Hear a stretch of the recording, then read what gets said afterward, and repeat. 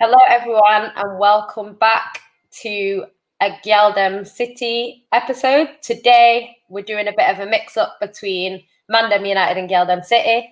So I've got with me my co-host Rose and Flawless representing Mandem United. If you're watching on Twitter through Periscope, I need a better intro than that, because when I intro you, I give you the full works, roll out the red carpet, paparazzi, the whole nine in it. So we're gonna start that from the top in it. I'm gonna stay for Rose. She wants a better intro as well, so you can run that back from the top. You get what I'm saying? We want better overall in it, more energy. We want some superlatives and some compliments thrown in there in it. So run that from the top.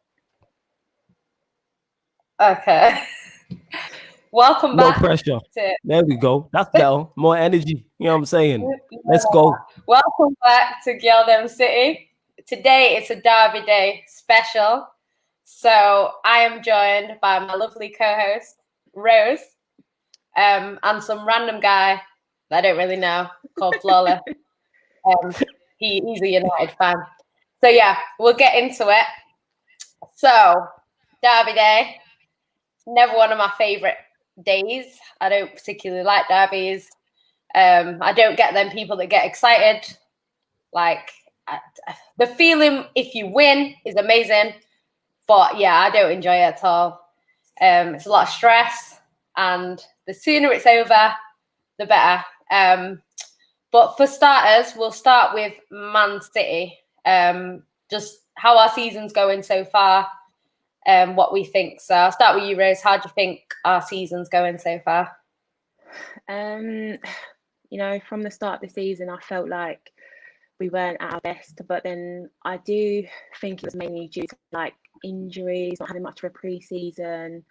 But as the season has gone on, as of recent, City have actually been quite good. I know people will say, yeah, but it was only, we only played Burnley, we only played Fulham, and we played a couple of Champions League matches. But I'm seeing a little bit of a different City side, like the City side that I'm used to seeing, and I'm quite liking it. But ultimately, today is going to be a massive test, because you know what it was like when we played Spurs. I mean, Spurs had like 4 shots on goal, and they scored 2 goals, and we had like 22 shots and couldn't even get a goal. So this is going to be a match where I'm hoping that, I think that we dominate the match, but we also score, and it's not a situation where we're wasteful and United catch us on the break and they just score, and before you know it, you're 2-0 down, and like you're out of the match. So yeah, hopefully City carry on with their good form as of recent and we beat United. Yeah, I think I agree with that. I think we started a bit slow. I've always said, I don't think we were playing that badly. It was the clinical edge that we were missing. And I think that's important today. I think if we go out there and we miss a load of chances, United will take their chances. And I think if we go 2-0 down, it's game over. But I think if we go 2-0 up, it's not game over for Man United. That's the difference between the two. So if we go 2-0 up, Man United can come back. But if they go 2-0 up, we won't come back. So I think it depends how we start. I think it's important we get the first goal. I'd like to think we can go 2 goals up quite early, because that way, I think last time when we played there, we went 2-0 up quite early. And then they came back to 2-1, I think. And then we went 3-1, which is surprising for City. So, yeah, I'm hoping that we turn up, we're clinical. I think that's all it takes for us, because we have no problem with having possession. We have a lot of the possession. We have no problem with, attacking in terms of getting the ball forward, but it's just whether we can finish it. And that will make all the difference today. Obviously, they play the football that we don't like. They play frustrating football for us. They'll just sit back and wait to try and counter us. Which is not great. Getting some other comments. Migs says, oh, it's banging. If you're on Periscope, switch over to YouTube so you can like the video. And then you can switch back if you want. Flawless is gone. But Comrade said, we're going to win 2-1. Flawless. I'm not scared of City. Ole Masterclass against Fraud Pep. I think you put fraud in front of the wrong manager there. But yeah, no. Yeah, get your predictions in. What you think's going to happen. We'll do ours in a bit. But yeah, we'll see. You know, Ale has got the better of a Pep a few times. I would say the one game where it really mattered, Pep came out on top and it won us a trophy. So you didn't finish above us in the league. So as annoying as it is that we lost, it didn't affect our season too much. Omar Mali, big up him, says early morning settings. Glazers out, says big up Flawless. I don't know where he's gone. Indiana, big up to him, says bought up the panel, tap tap. I think it means big. Comrade says Bruno better than De Bruyne. What has he done this season? Wow. If you think that, you know, Specsavers. Yeah. You know, do you know what? Bruno has had a good year since he's come in. He has had a good year, but you can't say 1 year is better than 6 years at the top, consistently being one of the best. And then he became the best player in the Premier League.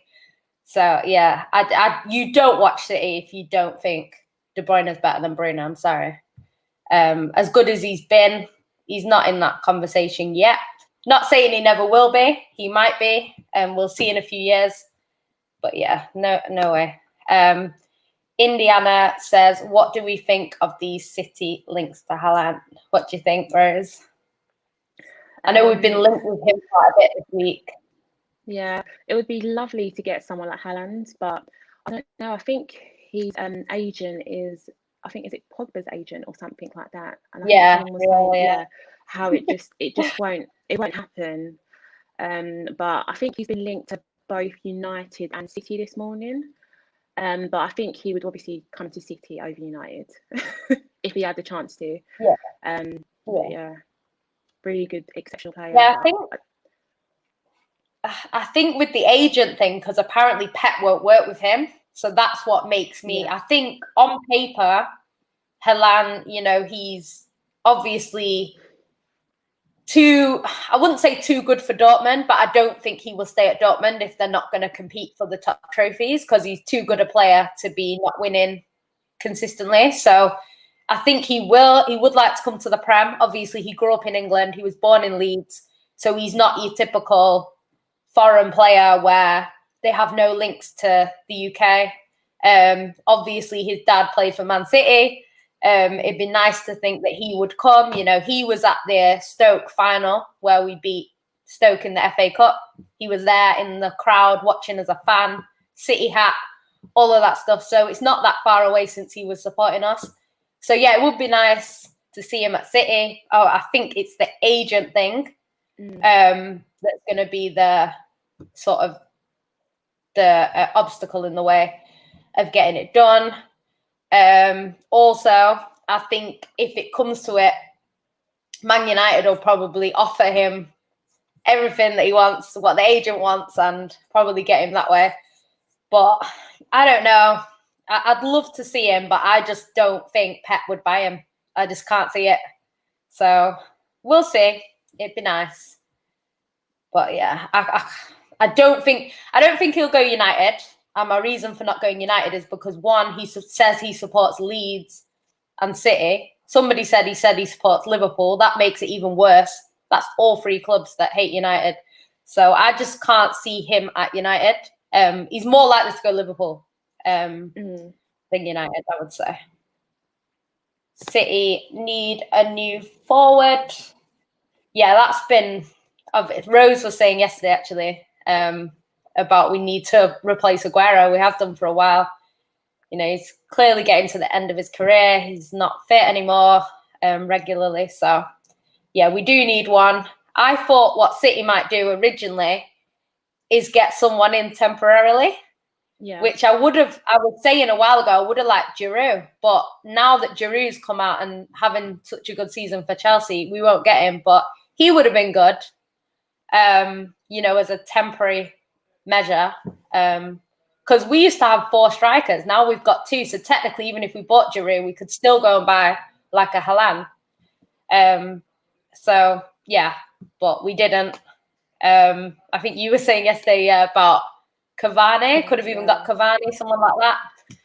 But we didn't do it. So I think that must mean that they're holding out for someone younger that they really want. So hopefully that's Haaland. But whether it is or not, I don't know. Ryan, big up on it. Ryan, big up the panel. I feel whoever scores first in this game wins. Yeah. Depends who scores first. If United score first, I agree. If City score first, just depends whether we can build on it. Depends. If we get 1 goal and then they get back into it, I think we'll crumble. I really think we will. So yeah, I think we need 2 early goals and then we need to score 3 before half time, and then I'll be happy. But yeah. I don't trust City this season, to be honest. Lauren Wood, big up Lauren, says City 6-1. United standing. I would love that, but I can't see it. I can't see us scoring 6 goals in 1 game. I can't see it. Glazers Out says De Bruyne is a top 10 midfielder Prem in history. You're Gyaldem. I don't know whether that's to me. Ryan says De Bruyne is better than Bruno. Not even close for me. That's what I think. I don't. Yeah, I agree. I think Bruno is entering the conversation. I don't think he's. It's like saying Vardy's better than Aguero because he's been better the last few years. He's not better than Aguero. No, he's having a good season, but yeah, he hasn't done enough for me yet to say that he's better than De Bruyne. No way. I'm sure you agree with that, Rose. But you can check. Anna, big up Anna, says hopefully Ole gets sacked after this. That's why I'm scared, because I think he's going to save the job. Same. That's what I feel like going to do. Yeah. when he gets backed into a corner, he turns up. So I don't know. I think they have said that he's going to stay regardless. They have said they're going to back him. So we'll see. But I think if he goes, yeah, I know they say that. Yeah, they always say that though. They always say that. Every board says that. And he loses to City in a week. That's bad. Like if Pep loses today, it's not ideal. But he just got us through in Europe, top of the group. So even though it's a bad result, it's not a crisis or anything like that. I think if it's the end of the season, the next derby, and we're in a chance of winning the league and then we lose, that's different. But right now, it's not really, there's no set winner of the Premier League right now. Anyone is kind of up for grabs. So I think even if we don't win today, it's not the end of the road. Like it's not really affecting our season too much just because things are going, because everyone, I was saying to Rose earlier, everyone's got to play each other. So all it takes is Man United to play Liverpool and lose, and then Liverpool to play Chelsea and lose. And then, these sorts of results are going to probably put City in a bit of a different position outside of the big games. So we just need to win. Like I've said now, because we drew with Liverpool at home, we need to go to Anfield and win. It's not going to be easy because we haven't done it for years, but they're the sort of results that we need to get this year because we didn't get the result that we would normally get, which is a win at home against Liverpool. So we'll see what happens in the season, but it's early days. Hopefully. I'm sorry, I'm laughing at the bottom comment. I'm with you, Ashford, man. Ashford Kenton, I'm with you, man. Like, I'm fully with that, man, innit? Like, man said, flawless, bro. I just need Ollie to go, and this guy just wouldn't. I understand, innit? I'm in that same boat, innit? I've been Ollie out a long time. A long time. I get it. You know what I'm saying? But every time it looks like he's going to get sacked, these man save his job every single time, and that. There's countless occasions these man will just show up. And that's why I think we'll win. Because all the odds, you use a lot of the favorites. We've just been knocked out of Europe. City's form is good, etc., etc. Our form is inconsistent. So everything points to a Manchester City win. You know what I'm saying? But these players decide to show up sometimes from time to time. Yeah. You know what? Like City haven't been that consistent either this season. I think in Europe we've looked really good, and in the league we haven't looked as good. But then since we kind of qualified in Europe, we started to look a bit better. So I'm hoping that because the focus maybe was on a bit of Europe, hopefully the focus is back now on where it needs to be. Personally, the Prem. So we'll see what happens. I think hopefully it'll be a good game. Lauren says, let's get it right. Bruno can't lace De Bruyne's boots. He starts past 5-yard assists and scores pens every week. No comment on that because I'll get dragged. But yeah, I think United fans were saying that he doesn't turn up in big games. Saying that he'll probably score today. He'll definitely get a penalty. Yeah, they'll definitely get a penalty. Yeah, I think he'll get 2 goals today, to be honest. I hope not, but I think he will. Ryan says, I have a feeling we might end up getting Haaland. Yeah, I agree. Haaland is probably, Liverpool seems like a place that he could potentially go. I hope he'd come to City, but I just don't know. Yeah, Glaze out. This is what I've been saying. Roy Keane ended his dad's career, man. It's just, yeah. Oh, was it the Haaland thing? Yo, man, that was retribution, innit? Shit happens in that. You know what I'm saying in that? Like people always forget the first part of that happened, innit? Like Keane did that for no reason and that. If I do my if I did what's it called?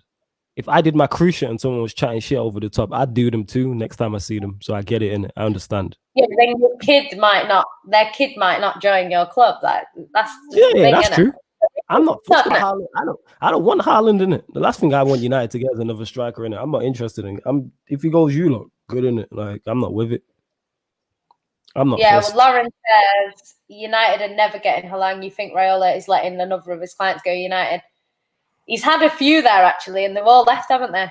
Well, Pogba's still there, but I think what is it? Mkhitaryan is with him. Oh, was Mickey with him? Someone else. Apparently, someone said that the other day.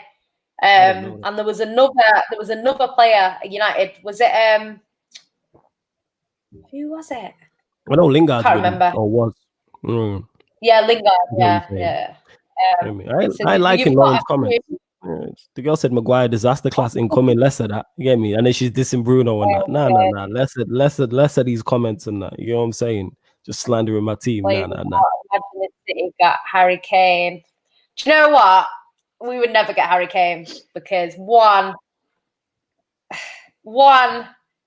he's at Spurs. They ain't selling to us, and if they are, it's going to be way over the odds. 2, he's English anyway, so the price tag is always going to be. It'd be cheaper to get Haaland, a lot cheaper to get Haaland. So doesn't really make sense. I think if Harry Kane does leave, he'll go abroad. I can't see him going anywhere else in the Prem, unless he turned around and said, "I'm cancelled. You know, I don't want to renew my contract," and does it that way. But I can't see that. Big up, Techie. Can you jump over to YouTube if possible? Just like the video and then you can go back. If you're watching now, guys, just like the video. Subscribe if you haven't subscribed already. Bits and bobs. Kevin De Bruyne, go. Yeah. So what? Ginger of all time. He's just hating because he hasn't got eyes. It's all right. We will get you booked in at Specsavers sometime soon. Where's this? What did I miss with bits and bobs? Sorry, before you continue. Basically, what he's saying they put on the rankings yesterday on the Football Terrace. If you haven't seen it, check it out. It's like the Derby Day preview. Basically, there's like a GOAT category. So obviously De Bruyne is in the GOAT category because obviously he's the GOAT, yeah? And then all these haters on Super Chat like putting Rashford in there, which I like Rashford as a person. We ain't better than De Bruyne. Get a grip. Definitely. And he's better than the ginger Mark O'Brien. Definitely. Go on. Bruno in there. Definitely. You know, so I'm just like, De Bruyne, they need a new category for De Bruyne, which is the real GOAT, where he should have gone. But anyway, he's just hating.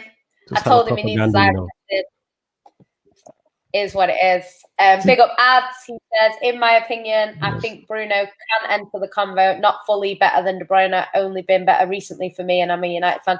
Yeah, that's what I was saying. He could enter the conversation, but he's not there yet. I think he needs to do it consistently. And so far, he's done it for, a year? Not even a year yet. So, yeah, I don't think that. Conrad says, when United win and Bruno masterclass, I'm just saying. Yeah, we both said that, me and Rose. What about a Bruno masterclass or United win or both? We think that United will win and Bruno will get goals. Yeah. I think he'll get a penalty. I think he'll score. Right, that's mad. 2 City fans on here and you're both like, we're going to lose this. What makes you say that? You know what? Is that more United turning up, or is it more the deficiencies on your side? Like, what is it? Because you have the better manager, I think and you have the better team. We're the better team, hands down. But the problem with City is we have a lot of possession, we have a lot of chances, and we miss a lot of chances. Man United don't have a lot of chances, don't have possession. The clinical problem that we have, because we've lost quite a few times to teams like that. Look at Spurs. Spurs didn't have all the possession. Spurs didn't have all the chances. You know, and look how that ended. Liverpool, obviously, that was a little bit more equal in terms of the game, but that game was there for the taking in the second half, and we didn't take it. So that's what worries me. When we played the big sides so far, we haven't taken the opportunities that maybe we should have, and we would have taken. Obviously, we've not had Aguero. I think with Aguero, it changes everything. So hopefully, if he plays, we won't be as wasteful. But that's just what's worried me from what I've seen so far. Ashford says, flawless bro. Done that one already. That comment is jokes. I feel you. Man City have injuries for us. Cavani's injured. Apparently Cavani's all right now. Only trained once. That's what I heard. That means they'll probably make the bench then. We don't. Pep said that everyone was fully fit. And then he said that, who is it? Someone's not Garcia. ready. Garcia's injured. Yeah, Garcia's injured now. I think Rodri wasn't fully fit, but I think he's back now. So pretty much a full fit squad. Lauren says Maguire disaster class incoming. I think he'll play out of his skin. Yo, Lauren, carry on. I'm gonna mute you for 15 minutes or 5 minutes. You're taking liberties and that. You know what I'm saying? You're taking liberty. Just pure United slander. I'm not having it. We are winning the midfielder battle. Please note McTominay. You know McTominay is starting. Yeah, you know that's going to happen. Hey, McTominay, he's nowhere near as bad as people make out in that. Like, he's not that bad, in it. Like, is he great? No, but he's nowhere near as bad as United fans make out. Like, he's not in it. But that's some United fans on social media. Same with Maguire. You know what I mean? This is why I spend my time defending these, man. You know what I mean? People make out like these man are some of the, like, trust me, I've seen worse players at United in my time than these two, innit? I've seen Tom Cleverley's and that. Don't tell me about no Scotty Mac. Ashford says, only way we win the midfield battle is if Rodri is off his game. Do you know what? I think if he started Fernandinho, which he's not going to, that midfield is fine. But I think he's going to start Gundogan and Rodri with De Bruyne. So all the pressure is on De Bruyne. And all you have to do is shut down De Bruyne, and most of our game is gone. So yeah, I don't think it's if Rodri is off his game. I think it's if Fernandinho doesn't start, which he won't. So yeah, this is I think I would look out there and be confident and be like, City are the better team. Yes, we have the better team. The best player, not the best player, but the most important player in our midfield is going to be on the bench, and that's why I'm not that confident. That's the only reason why. Nathan says, man like McNulty. How many names has he got? And Rashbeck, disaster class I just today. want to say, hey, McNulty, I watched The Wire. McNulty, that's a good thing. You know what I'm saying? McNulty was a top character in The Wire. That's not no diss. We'll go on, continue. Sorry. Rashford turns off against Man City. Like, Rashford's game. Rashford in a big game. The best player ever, but he definitely shows up against City. So I'm expecting prime Rashford. Lauren says Maguire is shit. bro, he's going to go down as one of the worst signing in Prem history. Not even looking at the price tag, just his defending is shocking. It's not 1 minute. And then he also says, Raho would do a better job. At least he crushes, man. I think he gets sent off against City. Yeah, see what I'm saying? These Arsenal are wilding and that, innit? These relegation battle teams and that, you know what I'm saying? Big up K, you know what I'm saying? These teams fighting relegation, they're losing their mind, you know what I'm saying, and that. I think you spelled whack wrong for that one. Jaylings is the goal and that. You know what I mean? Never forget, man. Man danced back to back at the Emirates. Never forget that. Man Millie rocked and moonwalked back to back. Like, never forget that. I don't even want to see him today because if he scores against us, I'm done with whoever is the reason for the goal. Honestly, there's no respect. Can't be a respectful footballer. You're letting him score against you. Sorry, no. Be careful of Greenwood today. Put some respect on Jayling's name. You know what I'm saying? And that. Nah, I ain't putting no respect on that guy's name. But anyway, some extra respect on it. Greenwood, Greenwood's another Manchester guy. Like, I'm always scared of them. Like, I would love to see Foden today because I think it's got that Manchester City fan element to it where people like Rodri, City, like, it's different. So I'd love to see Foden. I don't think we will, but we'll talk. Bits and Bob says, all love, guys. It's cool. Don't worry. Why is my internet moving like yours? All love, guys. Yeah, love to you too. I'll get you that appointment. Karma. That's why, innit? That's why it's moving out. like mine yesterday. Karma, innit? You know what I'm saying? There you go, innit? Man U treble is better than City Centurions. Well, obviously, a treble would be better than one thing, but our league campaign was the best that's ever been there. Sorry. Yeah. We got the maximum points. Right. We ran away with it. You can't argue with that. I'll take that. Give me 3 trophies over one, innit? Y'all can take that. The season after, though, when we won more trophies and we actually had the battle with Liverpool, that was a better season for us because we really had to step up and win 14 games in a row. So in terms of which season was better, our 18-19 was actually better than 17-18, but 17-18 was a really, really, really good season for us. Like, we look really, really good. But yeah, I think more trophies obviously is always better.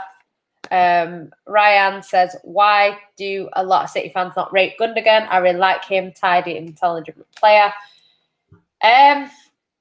For me, I think he's our scapegoat. Like, I don't think Gundogan's ever really that bad. He has the odd game where he's not 100% great. He does tend to perform better for us in Europe than he does in the league for some reason.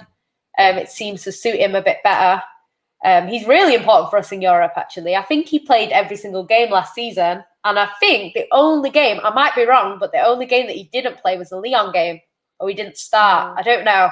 There was a reason people are saying like he was best player in Europe or one of them. Why do you think it is? Do you think there's any other reason? Or do you think it's just that? No, I agree. I feel like he's just better in the Champions League.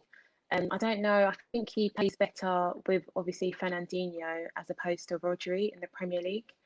I just feel like he's a nice player, and then obviously Rodri's quite a nice player. So when they play together, I think it was against Liverpool. It was like they were just getting outrun. I was just hoping that even if it was just one of them to just pull someone down, like just take maybe tackle someone, take a card. But yeah, he's just not that type of player. But I agree with Ryan. He's a very, very intelligent player. But he's better suited in the Champions League. Yeah, I agree with that. I think it just seems a bit slow sometimes, and like we need we've always benefited from a Fernandinho or a Nigel de Jong where they just take someone out. Like today, what we're probably going to see is Man United counter-attacking and just running through the midfield, whereas Fernandinho is taking someone out. We need that today, and I just know. I'm hoping in it, but I know that because Fernandinho played 90 minutes and Pep said he can't play more than one game a week, he ain't starting. So I don't know. Hopefully, if it's going badly, he'll bring him on. Bits and Bob says 3-2 win today to you. I think if you do win, it will be 3-2. I could see that happening. I could see a high score because one thing both Manchester teams is their attacks are better than the defense. Obviously, yours is improved with Diaz coming in, and I rate Laporte highly as well. But we're both offensively better than we are defensively, so it's kind of like this game, and both teams will go for it. So it's kind of like obviously us on the counter attack, you just attacking in general because that's how you lot play. So I can see goals, a lot of chances being whoever takes their chances will, because I can see both teams creating a lot of chances. I can see both teams getting a lot. I think it just depends how the game goes, because I think, like I say, if we go 2-0 up and we score the third goal, I don't think United are getting close. Like, if we go 3-0 up, it's going to be probably a big score. But if it's one of them games where we 2-0 up and then you come back into the game, you'll win it 3-2, because City will think, oh God, they're going to win it. And they'll just crumble. So it depends. I think if you go 2-0 up, you'll win it as well. But it might be like it could be 2-2 or 2-1 to you. I don't think you'll run away with it if you go 2-0 up. That's just what I think. Conrad says, be careful of Greenwood's left foot. He's right foot. You know what I'm saying? Like anything, that's just Greenwood different, man. Mine's different, left foot, right. I don't know what foot he is. I'm still trying to figure it out. Facts. I agree with Neville B. I agree with that, Neville. I agree with that. Greatest of all time, you know. Not just any old person in the league, innit? The girl said the ginger mark, all Brighton, you know, the disrespect on the GOAT term. Go on. They're just hating. They're just hating. Ryan says, we were terrible in that second half against City. City should have taken advantage. I agree with that. Apparently, Martial is fit, but Cavani is having a fitness test before the game. Yeah, it wouldn't surprise me if I see Cavani, to be honest. I hope not. I can see Cavani definitely causing problems. And if Mendy starts, I'd be a bit more relaxed. I wouldn't relax if Mendy starts, because I think Mendy is good going forward. So it's just he's gonna put crosses in the box when De Bruyne. So when you shut down De Bruyne, there's another option there for crosses. So I don't know if that. Obviously, defensively, we might not be as strong, but let's be honest, most of the game is going to be played on the other end of the pitch. It's only going to be when you're countering. And when you're countering, our line is so high that it's probably going to end up being a one-on-one with the keeper anyway. So I don't think it don't really make no difference whether Mendy's there or not, to be honest. Lauren Wood says she's just speaking facts. I think that's about Maguire. Yo, shut up, fam. Says, hear me. Let me hear what you got to say, Lauren. Gangster Crit, big up Gangster Crit, says, hi, Jan, flawless race. Please take it easy on United today. I don't feel like it's going to be one of them games. I'd love for Lauren to be right, and David yesterday. I'd love that, but no. Jan Corey says, Martial and Pogba masterclass incoming. We will come back to win 3-2. Yeah, I hope. Wow, you lot got fans in it. You know what I'm saying? Wait, you lot got wait. I just can't give you two your flowers. You lot got fans in it. I'm seeing names I never see on streams. I'm on here, and all of a sudden I jump on, and you lot are getting hella people I've never seen. Bare comments and that. But everyone, make sure you hit the like button as well in it. Now, salute to you two though, in it, because you lot are excellent at what you do. All jokes aside. Yeah, Foden is better than Greenwood. Come on now. Relax with that. As good as Greenwood is, Foden. Relax, man, innit? Don't compare one-footed ball. Wait. Don't compare one-footed ballers to Mason Greenwood. You get what I'm saying? And that. Don't do that. You know what I'm saying? Don't do that. I'm saying. Thanks. Says Jan, who do you reckon City will line up with today? We're going to do lineups in a little bit, actually. So I'll do that for now. Didn't know you spat back in the day. Yeah, why do you lot think I just woke up one day and just like got the nickname Flawless and just ran with it for no reason whatsoever? Like that comes from somewhere, you know what I'm saying? Like you lot thought I just picked up a mic and started talking about football. I was like, yeah, let me call myself Flawless. Like, nah, I got bars in it, you know what I'm saying? I didn't even know he was from Bradford. I just assumed he was from Manchester. No, here's the thing. Nah, Nathan, don't try that. You know, You know what it is? It's because he came through the youth system, so he's one of us. The same way we all look at Aaron now. The same way we all look at Aaron now as a Manc. You know what I mean? Man wasn't even born in England, but he's one of us. Someone asked me where he's from, I say Manchester. He's one of us. You know what I'm saying? It's ingrained in your DNA and that. Like, that's how it works. So that's why he's one of us. Bradford. You don't sound like them, man. There you go, innit? You don't say wardrobe. So it doesn't matter. You get what I'm saying in that. Joker. Gangster Crick says, Ollie out, patch in. He's magic, you know. God. Don't put Messi in the same conversation as Lingard. Yo, here's the thing. Messi wishes he was on again. Lionel Jesse. It's Lionel Jesse. Don't disrespect the GOAT. The actual GOAT. But anyway, Ryan said, I think the criticism of Rodri is because he was meant to be the long-term replacement to Fernandinho, but he's nowhere near as good as him, similar to the situation with Jesus and Aguero. I agree with that. I think he did come in to kind of replace Fernandinho. It's hard to replace Fernandinho. He's so good. That's the problem. I think Man City have ended up with a spine of players who are hard to replace. Then we've not got players that you can kind of get someone in like for like. Okay, Aguero can go, and we could get like Haaland in. Haaland's very clinical. He's a great player. But, you know, a lot of the other options are not going to be as good as Aguero. You know, Haaland is the only one that I can think of off the top of my head where it's like, right, if he comes in, we're not going to feel like we've lost what we had in Aguero as much. But you never know. He could come and not be good in the Prem. Like, you just do not know until he gets here. Do you agree with what he's saying, Rose, about Rodri?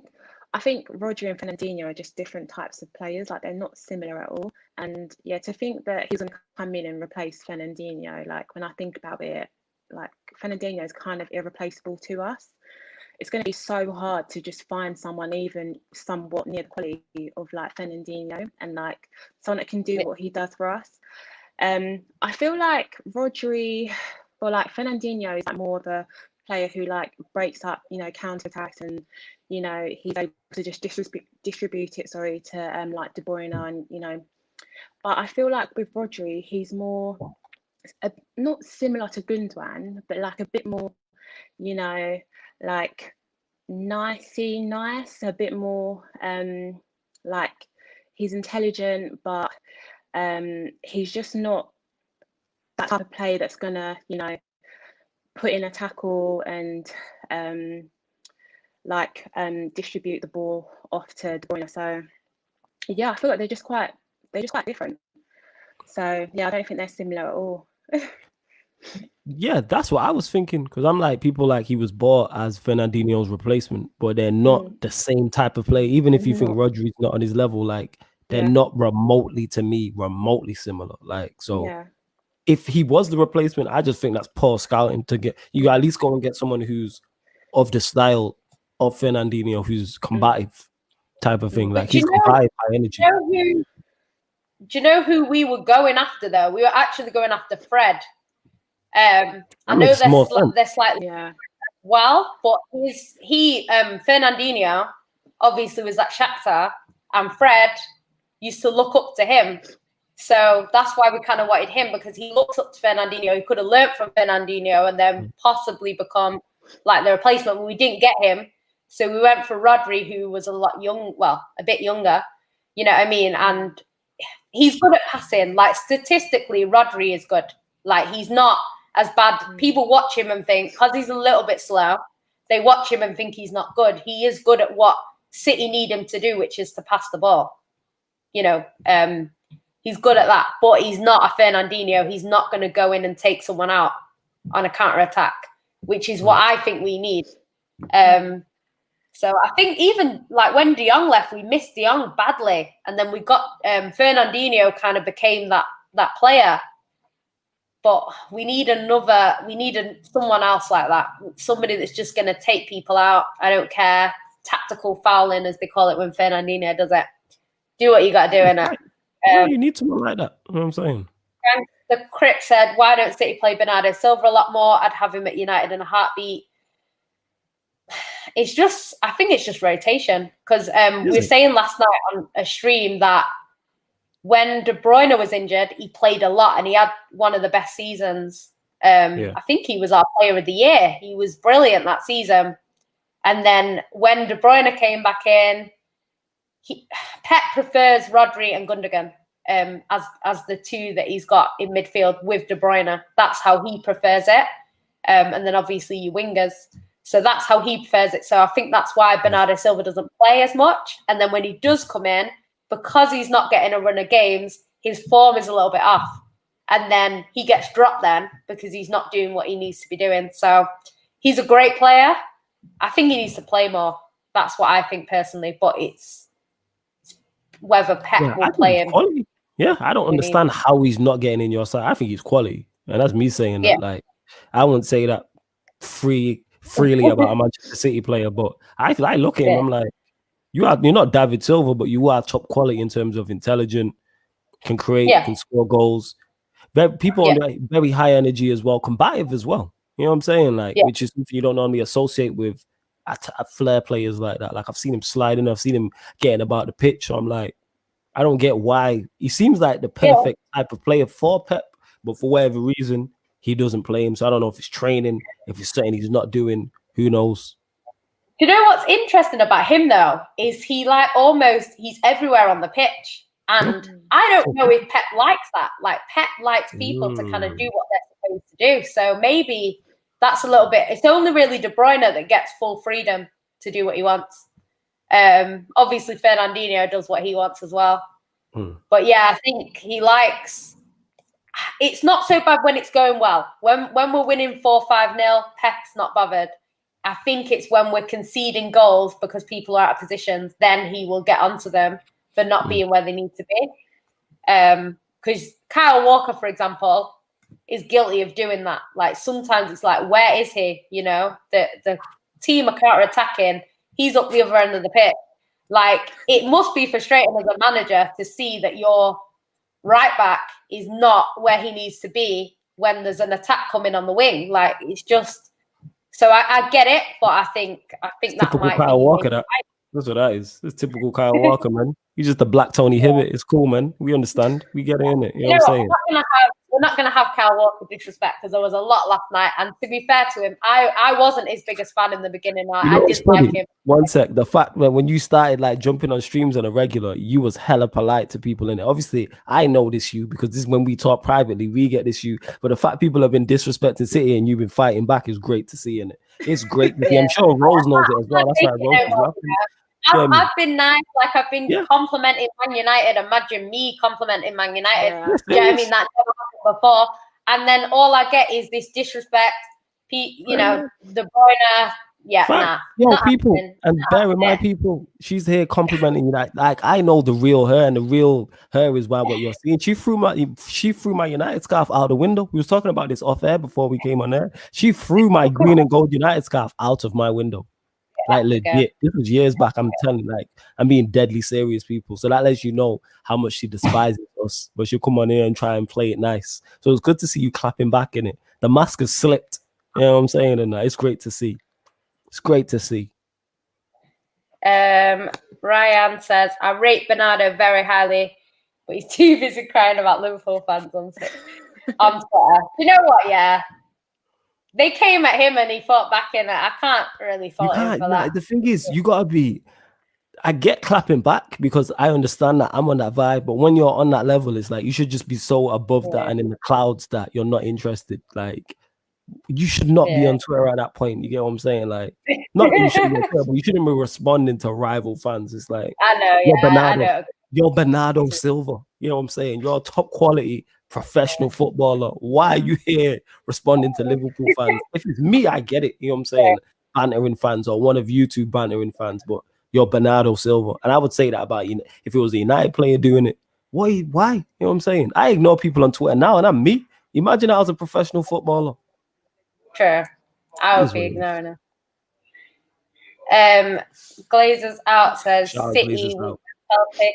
I don't think we've got a weak mentality. To be honest, I think the squad have a very strong mentality. It's just, as a City fan, because I've seen City fans from like America saying, why are City fans so pessimistic? That's the way it always is. Like, it's not everyone. Like my dad is a very confident City fan. If my dad was on the stream now, he'd be saying, "I'm gonna smack United over." Like he's very confident. But I grew up in the 90s. I went to school in the 90s to 2000s, and City you were laughed at for supporting Man City. So as much as I know we're the left side, and it's weird because back in the day, if you asked me when we were rubbish, do I think City would win the derby? I'd say we've got a chance. Because back then, we used to turn up on Derby Day and we beat Man United home and away when we were rubbish. Like, well, I wouldn't say we were that rubbish at the time, but 2008, we were the best side, No, we're that bad. We're that bad. We still finished above Tottenham. So I don't know why Tottenham fans are coming for City. What is this thing wait, before we continue, what is this thing you've got against Spurs fans? You always sending cheap shot at Spurs and that, and I don't get it. I didn't know if it was a City Spurs rivalry or the you personally. Look at the history of City and Spurs. Look at the history of City and Spurs. I'm saying, tell me because I don't know in it. Like I just see finals, left, right, and centre. Like back in the day. They used to beat you in finals, or you used to beat them in finals. Yeah, and then no, they used to beat us like in a lot of finals. Wait, what finals are these? Because Spurs ain't won a trophy in time. What you talking like the 50s? Okay, right. So when? But yeah, when did Spurs don't win no trophies? We talking the 70s. What I'm saying is when I was growing up, they were just our bogey side, innit? They were a bogey side for us. Okay, right. I never really liked Spurs because it was one of them games where City used to struggle, so I just didn't like them. But as I've got older, we've got better, and then it became. It's always a bit of a dodgy team to play. I wouldn't want to play Spurs. If you ask me, could you avoid Spurs and play like West Ham 4 times, then I would do that. But got to play the same teams, innit? Conrad said, Jan, you're saying you're scared of Rashford. He's on Kyle Walker's side. Well, we just said basically what I think Kyle's weakness is that he's not always in the position he needs to be. And Rashford is quick. So, yeah. I don't know. Feel free to jump in, Rose, if you want to say anything. Yeah. Cedric Ramos says, fantastic stream, flawless, and the Queens. You hear that? Queens. Big up, Cedric. Use our Queens. You know what I'm saying? Use our Queens. That's a fact. I took the day off for the derby. You know what? I wish I could have taken off, but I'm at work. Got kids banging on the door and just ignoring them. Man United better win or I'll lose a whole day worth of peas. No, it's a late kickoff. It's a late kickoff. You should have went into work, you know, still. Yeah, me. Don't bank on United making your day good. You know what I'm saying? Derby day, innit? Anything can happen. Conrad says, be scared of Alex Telles, Jan. He's good going forward. Yeah, I think it's just counter-attacking and you're good at that. And I think that's what we struggle against. That's why I'm not confident. If you came to play us, like if you actually came to play attacking football against City, we beat you. Oh, yeah. You're not going to do that. Yeah. That's suicide. Yeah, that's suicide. You don't go up against the Pep City side and go, yeah, let's go toe. Nah, you don't do that. Yeah. That's what I'm saying. If it was toe-to-toe, we win all day. But because you ain't going to play that, that's what worries me. Flawless, do you think Pogba will start today? No, I don't think he will. He should, but I don't think he will. Actually, no, I couldn't say he would. Nah, I wouldn't start him today either, actually. Let me retract on that. So, no, I don't think he will start, and I understand why he wouldn't start. Because if you're going defensive and counter-attack, you don't want Pogba in your side, depending on systems and what you're playing and things like. Yeah, it depends on the system you're going to play. But yeah, I would go with Donny and Fred. That'd be my midfield too, in a 3-5-2. But that's just me. Yeah. Nathan says, if Telles plays, City should put Sterling on him because Telles is getting spun by Bowden. Does he mean Foden? Sterling will put him in. The West Ham guy. Bowden. I thought he meant No. Bowden. The West Ham guy. Sterling will put him in if he's so bad at defending. Yeah, Telles has been here 2 minutes, but okay. I think Sterling will play today. Yeah, Telles has been here 2 minutes. Hear me? How are you saying he's bad at defending? I think he's played like 3 Premier League games or something. All right, okay. Yeah. All this comment tells me is that you've never been to a live football game. You've never been to a Manchester derby, home or away. That's all that tells me, that comment. Jammer says Greenwood is only rated because he shoots hard. He has got a good shot on him. Yeah, sure. I That's the can only say reason. that. That's the only reason he's rated. Sure. I don't. You know what? I don't think. I've not watched Greenwood that much, but from what I've seen, he has got a great shot on him. Prime. Does anyone have a feeling it'll be a boring draw, or is it just me? It's just you, Prime, innit? Yeah, it's Prime has just to come you. through with that negative. Yeah. Tell him again, Rose. Again, this guy with his negative energy and that. I love Prime. Prime, piss off with that. All I can say is the Manchester derby was a draw, which actually Gangster Crip said it in the next comment. It was a draw in like the 5th minute or 96th minute, and Man United came and won.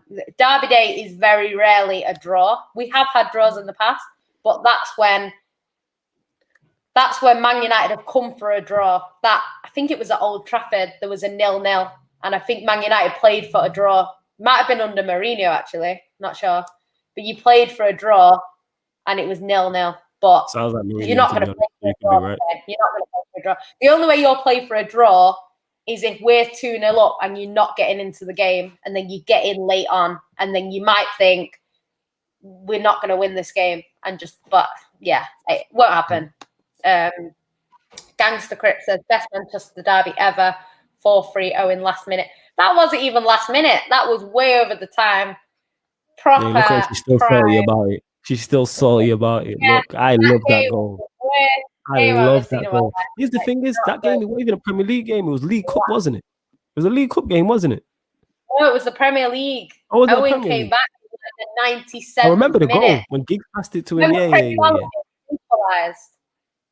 I remember. Bellamy, he celebrated the goal, don't get me wrong, but they added about 3 minutes on for his celebration. That's not fair. You're only supposed to add 30 seconds to a minute.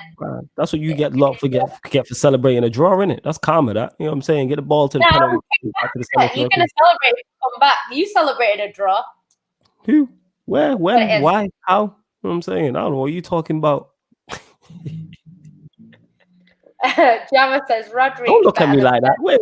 Don't ever look at me like that ever again in life. You know what I'm saying? See the rudeness. Rose, talk to your girl, yeah? Rose, talk to your woman, please, yeah? Rose, talk to your woman. I muted him. Okay, so Jammer says she muted him. Rodri is better than Fernandes at most parts, except for the dirty side. Yeah, that's what I think he's missing. I think he's just missing that. Yeah. But you know what? When he's been here longer, I think he'll get that. I think that's something that he will. I think that's something that he'll grow into. Because Fernandinho, when he came, he wasn't like that. He's kind of become like that. So yeah, he just needs to take people out, and I'll be happy. Gangster Crip says Fernandinho is Jan's Bay. Definitely, 100%. That's my guy. I love him. I don't fancy him. Everyone seems to think that I fancy him. I don't fancy him. I just love him. Haaland should come. Ole made him play the way he was. No. Jammer says Werner cost us in the Champions League because he's not press resistant. Hence why we do innate teams in the Champions League now with Rodri. Do you know what? I think he's age getting to him, really. Yeah. He's not as good as he was. There's a question for you, Flawless. Could City mark Bruno out of the game? You're not gonna mute my mic, yeah? Yeah, muting my mic on my own platform, you know, the disrespect. Nah, I don't think Pep. I've never, obviously, the two queens will be able to tell me better than I do. If Pep has ever set up a team and done that where he's gone to stop someone. I don't remember Pep at City, at Barcelona, at Bayern Munich, man marking an opposition player or setting a defensive trap for a certain attacking player. He seems to just play the Pep way, regardless of who he's playing. Don't matter if you're playing in the Champions League final or he's playing a League 2 side in the Carabao Cup. So it's like, no, I don't see Pep being like, all right, Fernandinho, you're going to mark Bruno out of this game. Like, no, I don't think that's Pep's. I can't imagine Pep saying that. It doesn't seem like his style. It doesn't seem like it's in his DNA whatsoever. Yeah, I agree. I think you'll try and mark De Bruyne. That's what will happen. Nah, you giving Ollie too much credit. You think Ollie's giving defensive instructions like that? You crazy. Yeah, crazy. well, Have you watched him? You know what I'm saying? Like Mourinho, yeah, that makes sense. When he had Herrera did a job on Hazard, that I think that was under Mourinho. That makes sense. Mourinho's that type of manager. Van Gaal can see doing the same thing. Ollie, you really think Ollie giving these man defensive instructions? Come on now. Julius Swanky, big up the gang, big up to you too. Jan, I'm watching the game. Yeah, I am gonna stress. It's 5:30 kickoff, isn't it? Yeah, 5:30, yeah. Gangster Quick says, question for the three of you. Best memories of the derby over the years. Oh, I might go first with this one. No. Let Rose go first. Don't be so greedy. Let Rose go first. I think it was obviously the 6-1. Like, it's the 6-1. I think it was that pass that David Silva did to Dzeko that just killed it. That was like my best moment as well in a derby. So definitely the 6-1. You said, best memories. All right. Go on, Jan. Say what you're saying. I'm going to mute me. Okay, so just so you know how it feels, isn't it? Obviously, the 6-1 was great. But I think for me personally, I'd have to say there's two actually. One of the best derbies that I've been to is at Wembley when Yaya scored that goal in the semi, right? And the reason for that, oh my God, one sec. Yeah, my phone's hella loud, you know. That phone is loud, you know what I'm saying? I'll go with this best memories of the derby. Obviously, the Michael Owen goal. Definitely the Michael Owen goal. I was jumping around my house because just everything it meant at that time. The Rooney overhead kick is another one that stands out. And Rashford's goal Rashford's goal. When we were talking about it yesterday on Aaron's stream when he retired Di Michaelis. I think he ran. That was one of the worst ones I watched. Yeah. They're the three that stick out. There's probably more, but they're the three that stick out. And against City is those three: the Rooney overhead kick, the Owen, the Rashford goal. But any victory against you, that's great. That was my birthday, that Rooney one. Oh, did it? Oh, that's fantastic. Was that on your birthday? Was it on your birthday? Yeah. That is whole great. Birthday, 2 days that is before great. my birthday. That's what you get for supporting Manchester City. That's what you get. You know what I'm saying? That's what you get. Yeah, I'd say my best derbies have to be the one at Wembley, just because that was when we started to think, you know what?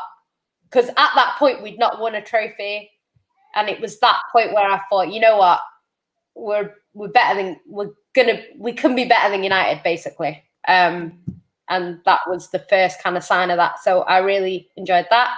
And also the company header in that derby where at 1-0, where we just needed needed to win that derby to win the league pretty much, and we did it. So yeah, they're my two. Obviously the 6-1 is, you know, that's probably not going to happen again for a long time. I think we've beaten United 6-1 twice in our history, 5-1 a bunch of times.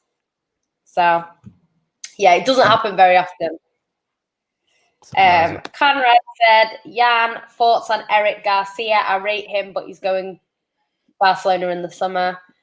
Our fans hate Eric Garcia. They really don't like him. What's your opinion on him, Eric? What's your opinion on Eric, Rose?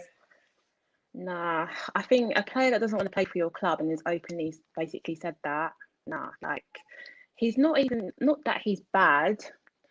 Like, for some reason, I just don't see why Barcelona like wanted him. He hasn't really done anything for City where I'm like, wow, like he's a Barcelona player. So I don't know.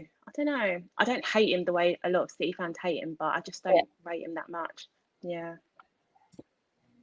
Yeah, I think he's been all right for us. Obviously, he played in that season where we had no defence, and he did all right. Obviously, he's young. He's quite short, which doesn't really help with our team because we're already so small, and then we need our defenders to be tall, and he just isn't. But yeah, I think with him being Spanish and short, Barcelona probably like him. So yeah, I could see. I think he needs to go now. He's said that he doesn't want to be at City. Just let him go. And I think we'll have to see how good he is in the future because right now he's not really playing that much. Conrad says, City brought their success. That's why they're successful.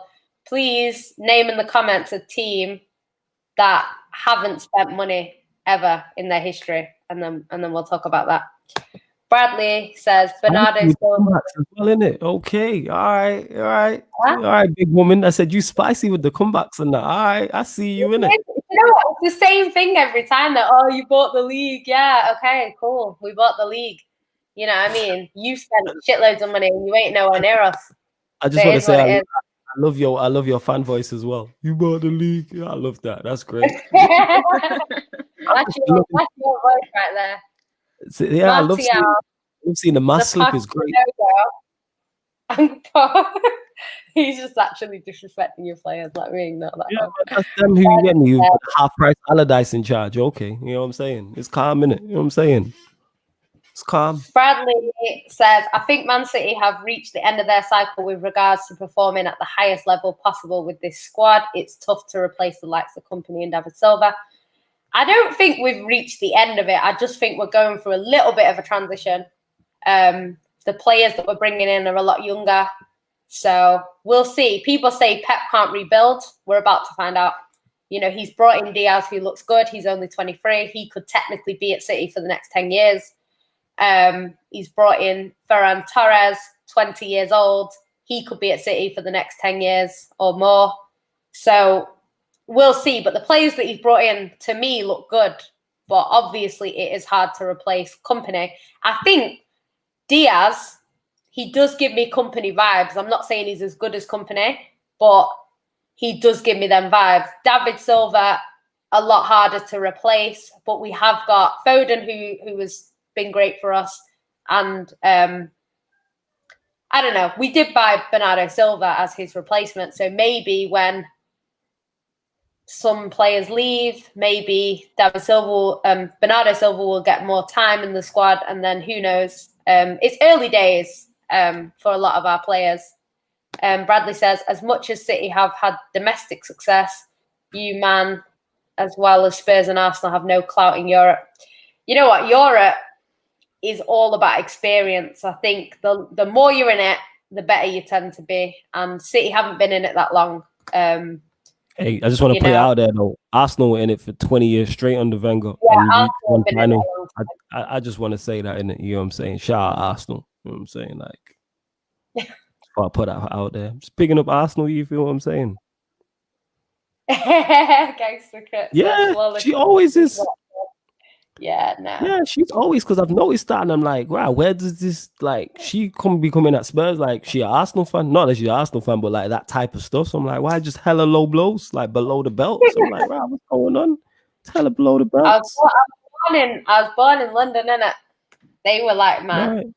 Oh, you're a London girl then? You ain't even money born. You London girl. No, I'm the only person in my family that's born in London. It's mad. But yeah, I was born in Hackney actually, and then I live near Highbury a little bit. Sorry, someone to cut you off. Someone said, yeah, Van Persie's free kick against City. Yes, that's my favorite moment. I can't believe I forgot that. That's my favorite moment. Yes. Oh, yeah, and the Scholes header as well. Shit, we've had some great moments against you lot. It's all coming back to me. You know what I'm saying? It's all coming back. That Scholes header, that Van Persie free kick when Nasri was hiding behind the wall. Oh, yeah, it was great. Nasri's had some good goals against United as well, I have to say. Comrade says, Jan and Rose, do you rate Aki? Rose, what do you think of Aki? I watched him at Bournemouth and I thought he stood out in the Bournemouth defence. It's just obviously as a whole, like Bournemouth just weren't good defensively. But at City, I just feel like I haven't really seen much of him, obviously, because he's been injured here and there. But the little bits that I have seen of him, I felt like he's played well. Like he's fit in. I haven't really seen him make any mistakes yet. So yeah, I rate him. Yeah. What about you? Yeah, I think he's looked solid since he's come in. Obviously, he's been injured, but he can even play on the left side. I actually, I wouldn't even mind if Pep put him in today as left back. Like, as much as it doesn't help us going forward, it just means that if United do counter us, there's a strong line of defence, the strongest line of defence we can possibly have. But he won't do that. But it would make it a little bit, because he looks a lot stronger defensively than the left backs that we have. So that's just what I would say on that. Bradley says, I've never seen City completely switch up their tactics under Pep, except against Liverpool in the 18-19 season. And then he's hating on Pep. Don't be slandering Pep, because... bring the fraudiola, you get me? Bring it, you know what I'm saying? I'm with that. Don't try it. Don't try it. Look, I ain't got time for that. His record speaks for himself, innit? Ryan says United City is the opposite to United Liverpool. United Liverpool always seems to be a draw and a boring game. Yeah, I don't know why. I know Liverpool play slightly different to us, but it's just, I think with it being a derby, it's not anything can happen in a derby. That's what I think it is. Whereas like in certain games, you have to set up to win or to draw. Like, it's difficult. Whereas I think the derby, it's like anything goes. Like some of these games that Man United have scored in the dying seconds of, if that was against Chelsea, they'd probably just settle for the draw. Whereas they're not going to settle for a draw against Man City, like in a derby. And I think that's what the difference might be. And what Ryan's saying here as well is because to United Liverpool is the bigger game. And that's no disrespect to say it's the bigger game. When the Premier League fixtures drop, the first fixture I look for is away at Anfield. That's the first fixture. People ask me what's my favorite United game. I remember all our wins away at Anfield. Like City, because you lot have only just recently come around. Obviously, older fans don't know this. When we were growing up, City went around like that. Liverpool have always been there. Like from the start of the Premier League till now, like we're still there. Liverpool fans will tell you that United is the bigger game to them than Everton. The way they see Everton is the way we see City. Of course, we hate you lot. Don't get mistaken in it. Like the hatred's there. We want to see you lot do badly. But Liverpool is the bigger game. That's why Fergie came out and said it. I think Fergie said it in terms of the game away to Liverpool is too big to lose. That's what he said. You know what I'm saying? Because it is. Obviously, losing to you lot is bad, but losing to them lot is just worse. Gangster Crit says, United beat City 3 times in 09-10 in added time. That was that stupid season with the Rooney thing, wasn't it? I think. Maybe not, actually. Can't remember. I'm still salty about it. It's all right, man. Get over it. It was 10 years ago, love. Get over it. To be fair. Get over it, love, man. It was 10 years ago. It's all right, man. Don't worry about it. Bradley says, I'll never forget how Rashford did Michaelis in his debut season at the Etihad. I want to game. Then Michaelis was there for the taking, isn't it? Bless his heart. Junior Swag King. Sorry, I said Queen. Foden style reminds me of a skilly Sunday League player. Now, do you know what? Foden is class. If you actually watch Foden, he's the real deal. I'm sorry to cut you off, yo. To everyone who's watching, if you're watching right now, or you're watching his back, you're watching his live or you're watching his back, hit the like button on this video. Hit the like button and subscribe to the channel. We just went over 1.5k subs. So salute to everyone who's supporting.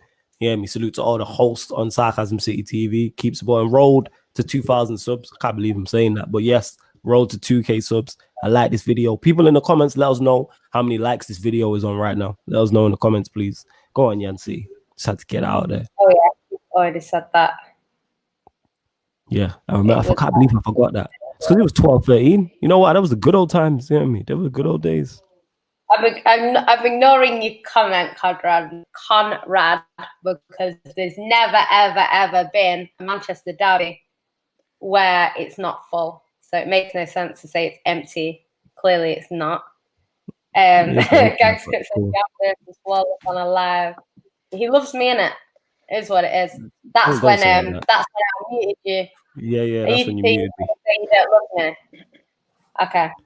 Ryan said, Hold up. Wait. What did you just try and sneak in there on the sly and that? See how she tried to do me? You don't love me. Okay, that's what I said. Yeah, you love me. That's how it works. It's okay. I need City to win today, getting annoyed at United fans saying they're going to win the league. It's just one of them leagues this year. I think there's no clear winner at the moment. I think we'll change it. It'll change maybe after Christmas when sort of more games have been played and you can kind of see where people are looking like they're going to finish. But yeah, this season's not like a usual season, so I don't think we'll know for a while. Comrade said, flawless as life matters. Yeah, I'm sure to Yo, him. man, you lot ride for me. Let's go, man. You know what I'm saying? Because these lot just bullying me. This is why I needed a second person, but I couldn't find one. You know what I'm saying? These lot just bullying me. You know what I'm saying? It's calling me bare names in the private chat and that. I agree with this. You see this? See Yeah, this? I agree. I agree. Rose agrees. 2 against 1. Change the name, innit? That's what I'm saying. Change Just the name. rename the thing to Yan City TV. You know, you lot just took over my ish and that.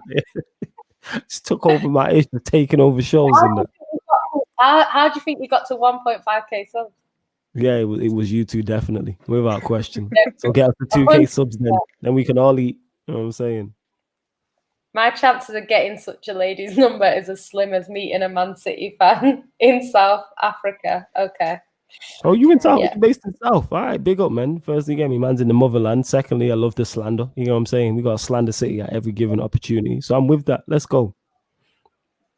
When's the sponsorship coming? I'm assuming As that's soon for as- your hats. Yeah, as soon as they send me the email, innit? You know what I mean? As soon as they send me the email, the deal can get done. You know what I'm saying? Devante says, if Rodri and Gundogan start certified out for City, do you know what? It's interesting because a City fan has actually put, if we play with this lineup, we'll win. Mm-hmm. If we play with this lineup, we'll lose. Pep will go with the second option. And it was actually Rodri and Gundogan. And he said that we need Fernandes and Gundogan to win, but he will play Rodri and Gundogan. So, yeah, I don't know. 1 second. People are saying other stuff. I'm just going to get through.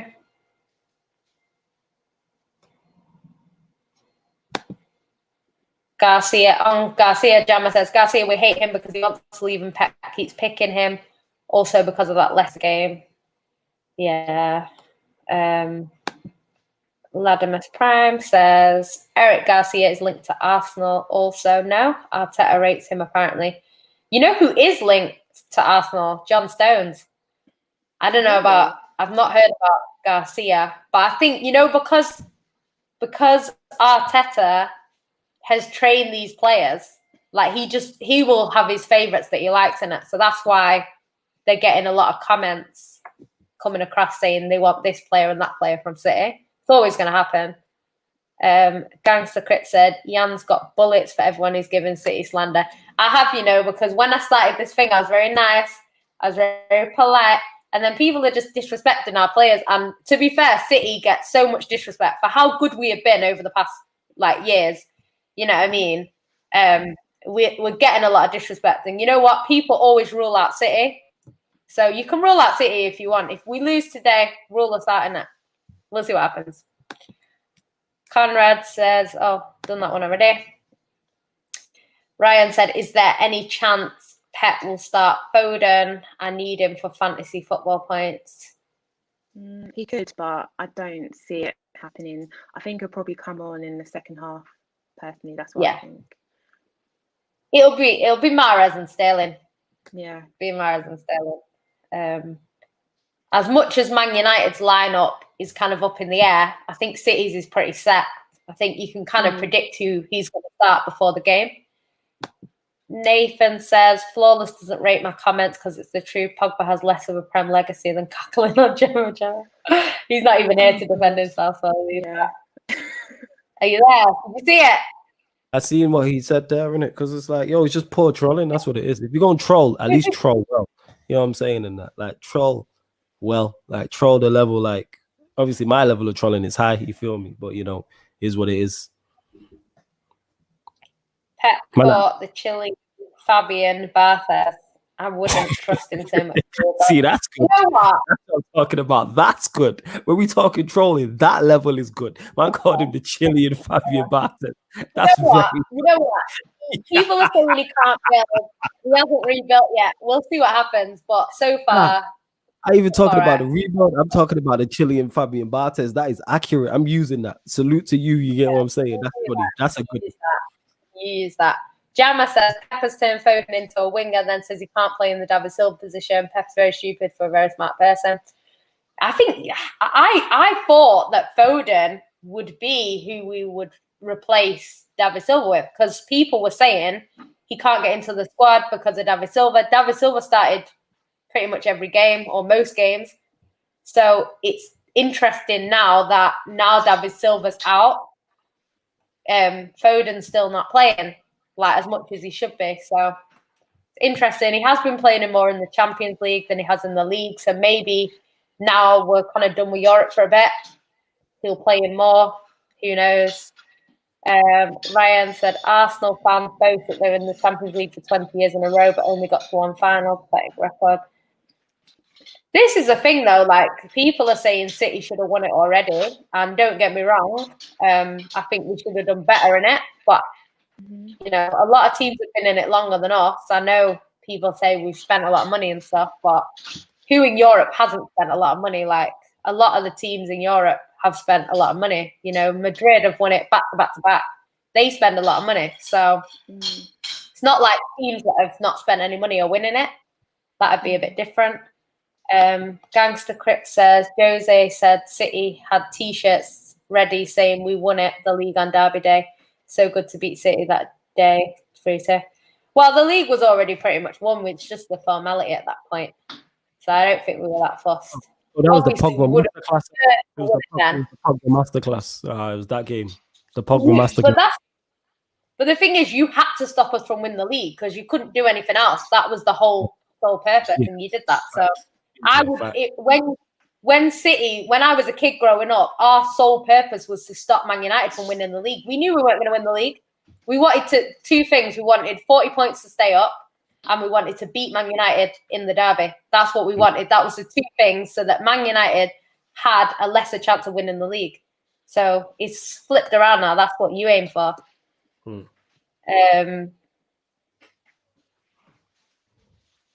Bradley says, I'm just winding you guys up. I've got to back Flawless as a fellow United fan. Big you guys up. Someone who gets bigging him up. See that? Somebody who gets it. You get me saying, if you're a United fan, back me. I'm going to back you to the hill if you're a United fan or a United player. Wrong or right. And then we're going to discuss everything else private. You know what I'm saying? We got to troll the opposition. City, you know what I'm saying? Arsenal, all these other duns, Liverpool and that. Like, yes, I'm with that. My guy, Bradley K. Let's go, fam. Let's go. So people are saying about Liverpool United. We'll move on from that. We know it's a big game. Honestly, Wan-Bissaka is the most overrated defender I've ever seen. This guy is just going for United. The most overrated defender I've ever seen besides 1v1 defending. What other components is he good at? He's awful at aerial duels, positioning, and slide tackles. That's because you're comparing him. Yeah, he's good at slide tackles, 1, and 2, he's comparing him to their top class left wing back, innit? You get me? You know, Aubameyang, that's what it is. So that's unfair. If you compare him to the best left wing back in the league, everyone's gonna fall short. You know what I'm saying? Wan-Bissaka is nowhere near that level. You know what I'm saying? Other than Aubameyang, when it comes to this wing back thing, you know what I'm saying? And that, not in the slightest. We're joined by ads now. Big up ads. You all right? Yeah, can you let me inside? Yeah, switch them sides. And there we go. Yes, ads. What you saying? Not too bad, bro. Sorry for being late, man. I was out, and then obviously the shop was shut, so I had to go somewhere else. And handle business, man. It's calm, but this guy is trolling harder on about Aaron Wan-Bissaka's overrated. I see that comment. I'm kind of like, what? Nah, ads, man. You gotta remember he's comparing him to Aubameyang. You get me? Who's the best left wing back in the country? You know, so we can't do that, innit? Like that's what it is, man. You have to realize these things, innit? You know what I'm saying? If Aubameyang was playing as left wing back against Spurs, they don't concede them 2 goals in the counter attack. I'm telling you, innit? He's stopping that. That's all I'm saying. But yeah, go on, Jan City. Continue. Conrad said he's worried about Slabhead and Lindelof. He's a United fan, so obviously he's worried about them starting. You don't really. I think them two will start. I think they'll have a good game. It's a derby. I can't see them not turning up.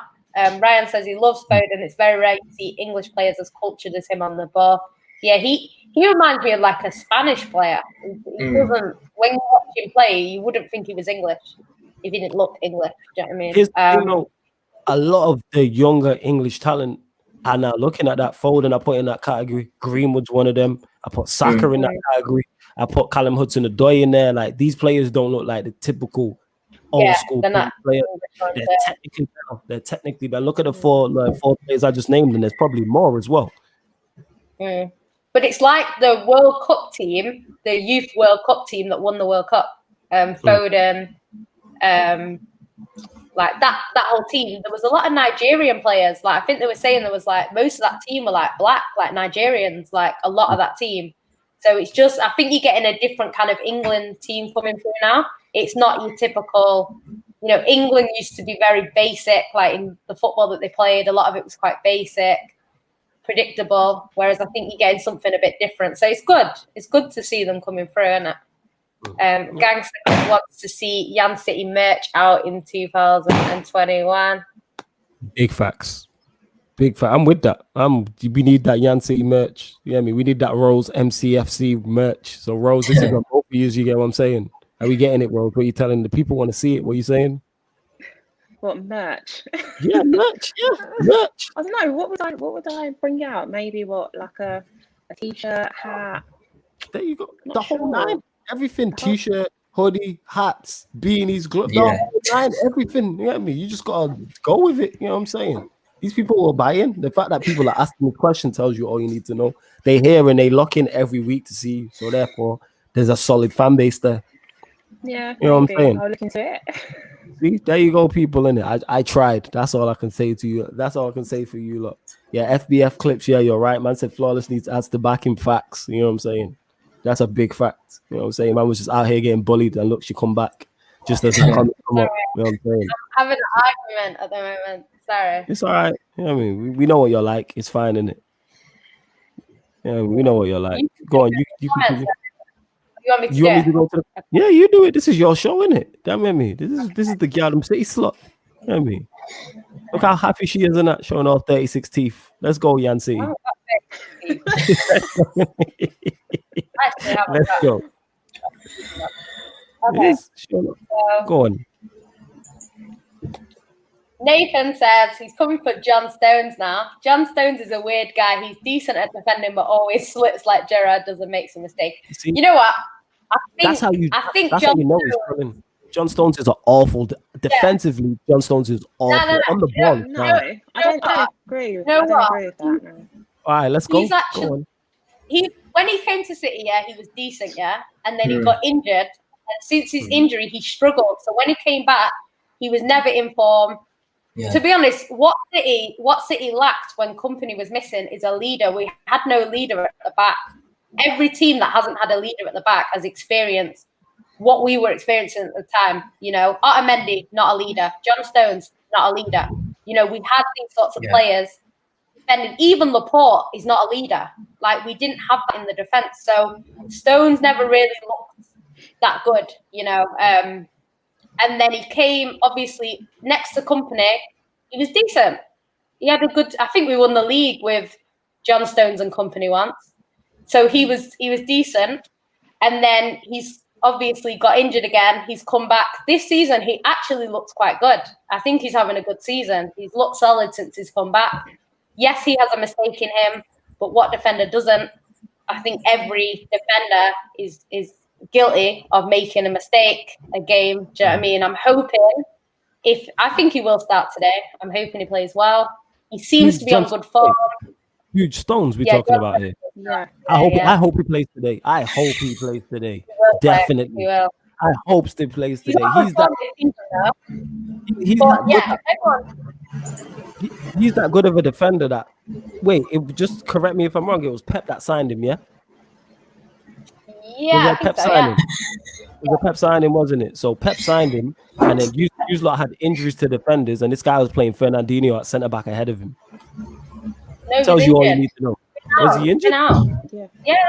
No. I'm not saying this season. I'm saying in the past. You know what I'm saying? Like he was on the bench. He's been plagued with injuries. Yeah. Yeah, that's what I'm saying. Like he's had one injury and then he's come back for a game and then he's injured again. Like he has been injured. Yeah, you're just a 50 million Phil Jones. It is what it is, isn't it? You know what I'm saying? I hope he plays today. I hope he plays today. I hope he is awful defensively. On the ball. We'll see what happens in it. I guarantee. He's doing all right. I'll say that. I'll say this on here. You know what? At the start of the season, I said that I thought he was finished at Man City. I thought he wasn't good enough, and I thought he would go. And he's proven me so far, touch wood, he's proven me wrong. So I'm not here to slate him. I'm going to big him up for what he's doing right now because he's surprised me by playing the way he's been playing. So we'll see what happens today. Wait, you lot have been playing, but normally you lot play 2 centre backs. It's not a 3 at the back thing, is it? Yeah, 2 at the back. Yeah, so it's normally Laporte and Diaz. Is that correct? Am I right in saying it's obviously using more? Yeah, saying you don't even get in your. Like, I hope I say this now. If he starts today, he costs you a lot of goals. Do you think he's better than Maguire? Flawless. Who?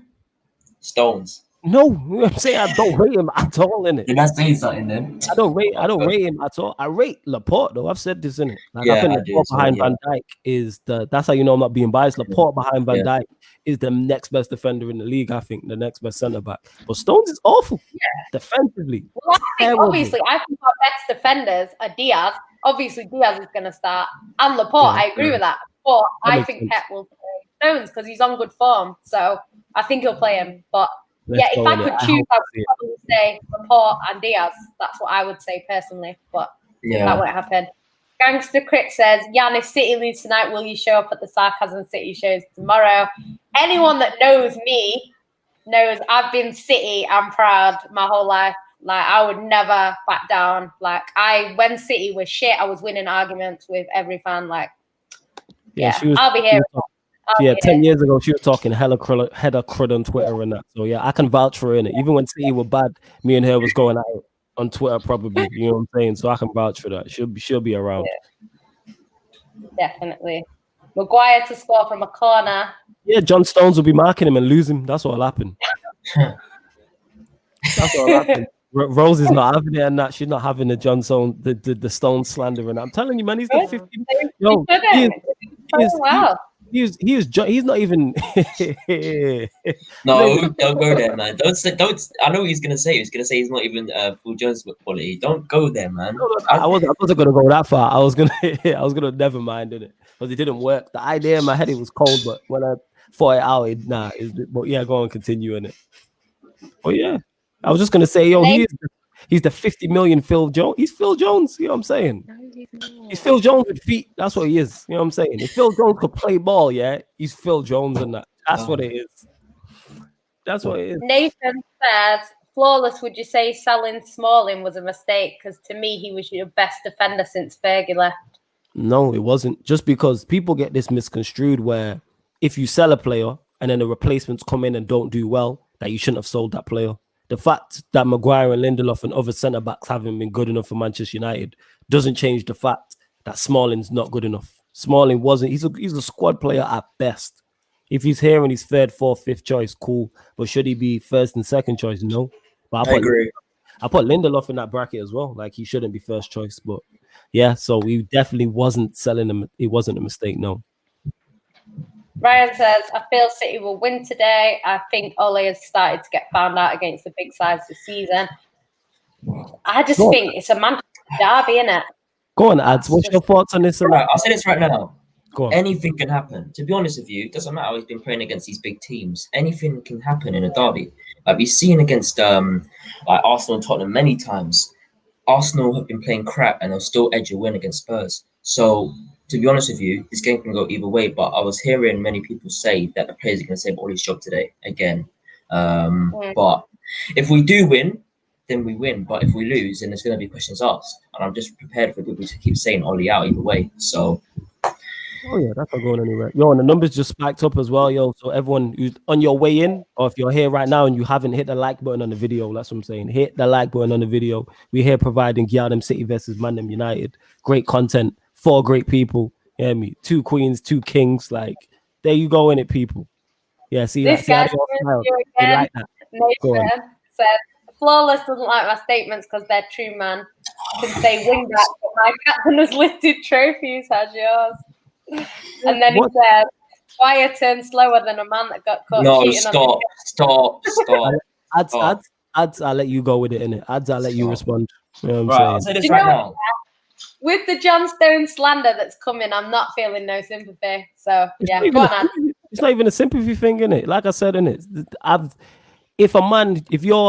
If a man who doesn't play your position is playing ahead of you, tells you all you need to know. And that John, defensively, man, he's ass cheeks. Like, it is what it is, innit? He's Phil Jones with skills, innit? He's a saucy Phil Jones. That's what he is, innit?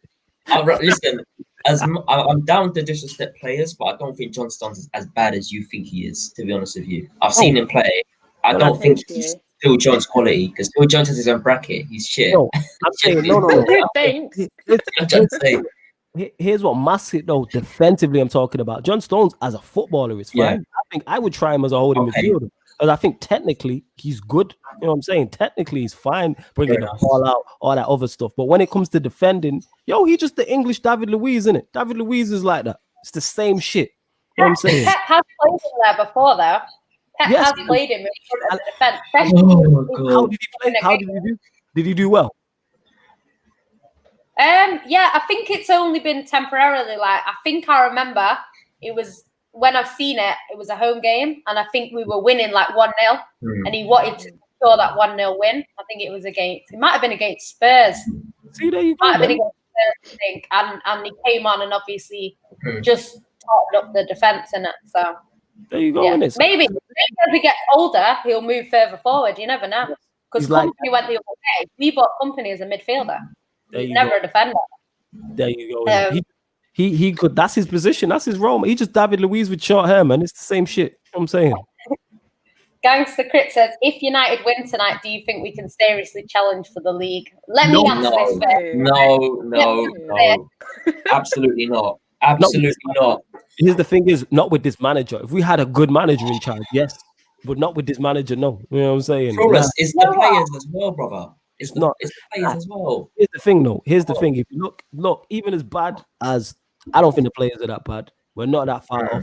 Look at the league right now. If we had a decent United should be top of the league right now. I'm not saying United should win the league. No, I'm saying we should be top of the league right now. Absolutely. Look at the silly points we've dropped. Look at the silly points we've dropped. Yeah, I mean, we've dropped some daft. Yeah, but to be fair, you've got points where you've got points as well. To be fair, say that again. Like say that again. You've won games that you've been terrible in. Like I think Terry was saying last night, Brighton, awful. Southampton, good enough. Like there's games where you've won. So I think if anything, you're overachieving in the fact that I think you're not always the better team, but you're getting the 3 points. I think City and United are opposite at the moment, and that's why I'm worried for today. Because I actually think that you're winning games that you shouldn't be winning. We're losing games that we should be winning. And I think that's the difference. Or we're drawing games we should be winning. The reason why I disagree with that is because that's our regular way of winning games. We regularly do that. Because individually, I say this all the time, the attacking talent United have. This is why I rarely say United are going to lose. Because we're Moments FC, we can click into gear at any moment and blitz teams. Or put together a piece that we shouldn't do because of the individual. These man just go into autopilot and that. Like, it's nothing to do. If you look at the West Ham game, we were terrible for 65 minutes. Pogba scores a worldie. Greenwood scores a worldie. Mata plays a worldie of a pass and the game's done. Like, that's nothing to do with nothing. But I'll say this right now. On all my watch-alongs that I've done on GNA TV, all of the people around me, so I'm talking Jerry, Chris, Harris, all of them have said to me, I had to be positive. Doing the Leipzig reaction, I was pissed. My reaction, listen, my people were atting you, Flawless. That's how bad it was. So I was mad. But the thing is, they're saying to me, oh, yeah, but we could get a comeback. After 2 goals going in, you really think we're just going to get a third one like that? No, for me, we shouldn't be relying on 45 minutes to save our heads, man. We should be playing like that from the first whistle. We shouldn't be relying on 45 minutes to get us a win. And people are telling me to be positive. It's not good enough. Say that now. Yeah, I agree with you in terms. You know what I think about that, though? Sorry, I just wanted to say, I feel like Man United are having like one good half of football game, and City have been doing the same thing. Like we'll have a fantastic half. If our fantastic half is in the first half, we will win that derby. If our fantastic half is in the second half, we're not going to win the derby. So it just depends on what we turn up for. Because even though City look better, even the game against Marseille, I think the first half was brilliant. I think it was. The second half was good. So I think United are the same. Like when I've watched United, you watch the first half, you think they should be 4-0 down. Second half, you come out, win 3-2 or win 3-0 or whatever it is. People say, oh, it was a good game. And that's what I'm saying. That goes to show that the talent is there. It's not a lack of talent or a lack of ability with the players. If we were actually set up and helped within our team to win games. Like I said, I'm not saying United should win the league, but I'm saying with how the league set up this season and the players we have, we should be in the race. We actually are currently, if you look at it now, United are currently in the title race. And if we beat City today, we're still in the title race. Do I believe United will win the league? Absolutely not. That's not what I'm saying. You know what I'm saying? But I'm saying if we had a serious operator, this could be a Leicester season. And this team we have our team currently right now is better than Leicester's team that won it. But they just had a better manager. Do you know what? I feel like the league actually flatters United. Like, I just feel like United just can't. You can't keep having one good half and like win in the end. Like, you can't keep getting that odd penalty as well. That's gonna give you that win. And like, I just feel like, the Leipzig game, it caught up with you. You had your first half was awful. And obviously, I know that on another day, maybe Fernandes would have scored that free kick and maybe United would have won that match. But I feel like all this luck is running out. It's running out. in my opinion, Rose, I hear what you're saying and I completely agree. Luck, people can see it as luck. For me, I think it's just plain arrogance. People they can play like that in the second half for 20, 30 minutes, but they can't do it in the first half. For me, it's just a meta that we're using right now. So it's a technique that we're using. I don't think we're deliberately playing bad in the first half. I just think it shouldn't take time for our team to adjust and get into the game after 45 minutes. You know what I'm trying to say? And if we were to win or draw that game against Leipzig, I wouldn't be positive. I'd be negative, because why are people celebrating a draw against Leipzig, a team that we slapped 5-0 and we used near enough the same team? I could use so many dumb excuses and say we played Matic and McTominay in the middle. That's a crap excuse. I'm not going to say that because one of my favourite players wasn't playing. I could easily say that, oh yeah, Bruno's tired, all this rubbish that our fans use because he's world class. People think it's okay to say he's tired. For me, if we drew that game, I still wouldn't be happy. My match reaction would have been pretty much depressing as my watch along. And I say this with a passion as well. For all us knows, I do this all the time. I'm just sick of us drawing against teams that we slapped over and over again, and we draw in the latest matchup. It annoys me because you have the talent. Their team was a second team, by the way. They only had a few regular starters, and it maddened me because our second team is better than theirs, and their second team to me shouldn't really pose much of a threat like they did. We scored 2 in the second half, but they scored 2 in the first. So for me, it's still poor. We get a draw or we win, I still wouldn't be positive, man. It's just not who I am. I get what you're saying, but back to what Rose stated about it running out with Leipzig. Even against Leipzig, our individual brilliance is that good. We almost got it out of that. Like you said, we hit the bar. The cross right at the end, Pogba's crossing their defender. I think it was Kanate who also turned it in, the keeper who knew nothing about it when it hit off Kanate. So it's kind of like that's what keeps happening. And because the Premier League is not of a high quality anymore, and when you have attacking players we always got a chance. The fact that United are anywhere near the top of the table tells you all you need to know. How can half the fan base want the manager out, but yet we're in a title race? What that tells you in it, like that is a clear indicator of what is going on with the league. That half the fan base want the manager out, including myself, but yet we are currently in a title race. And if we win, I think the game in hand, and then the next game, we're like 1 point off top of the league or whatever. Legit. Over 10 games in, well, that tells you all you need to know about. And that's what frustrates me even more. If we had a serious operator, we could make a serious run for this title. Sure, it's influencers though, bro. It's influencers that are pushing these crap comments out. Ollie in, Ollie out. You're a fool if you think Ollie in's a choice. You know how many young fans be watching these fools, man? I'll tell you now, half of them are 12-year-olds being influenced by a hashtag that we created, got egged on to Watford, got egged on to Arsenal, got on to Liverpool and Man City now. Now, they're literally copying our hashtag because us as a fan base are so foolish that we made that, and now we don't admit that we did. We made that, man. We made that, and now all these influencers saying that you're stupid if you don't want Ollie out. Like, for me, me and Indiana, we're good friends, and we are manager in. We're not Ollie in because it's not like I love Ollie, but I like him because I'm not going to say because I like him that I want him to stay. If he's not good enough, then he's not good enough. You know what I'm trying to say? But I'm manager in. Do you think he's good enough, though? But where Manchester United want to go, do you think Ollie's good enough to challenge for I think he's capable of taking us places, but he won't. That's what I think. Because we've seen glimpses of it, bro. Be honest now. No, I haven't. So I'm going to ask you this. I've not seen that. Where do you think he's capable of taking us? I think, okay, like I said, I don't think he's capable of taking us to a Champions League final. That will never happen with Oli. So it's not good enough, like I've said. But what I'd say is that's where the luck would come into place if we ever wanted to get there, like Rose said. But for me, it relies on luck for us to get to the final. But it doesn't take luck for us to get there in the first place like we did last season. So you don't see him winning Manchester United a Champions League? Do you see him winning a Manchester United a Premier League? Bro, honestly, it's a sticky one because we've seen glimpses of him doing well and performing well, bro. 1 second. We've seen him. 1 second. 1 second, yeah. We've seen him do well.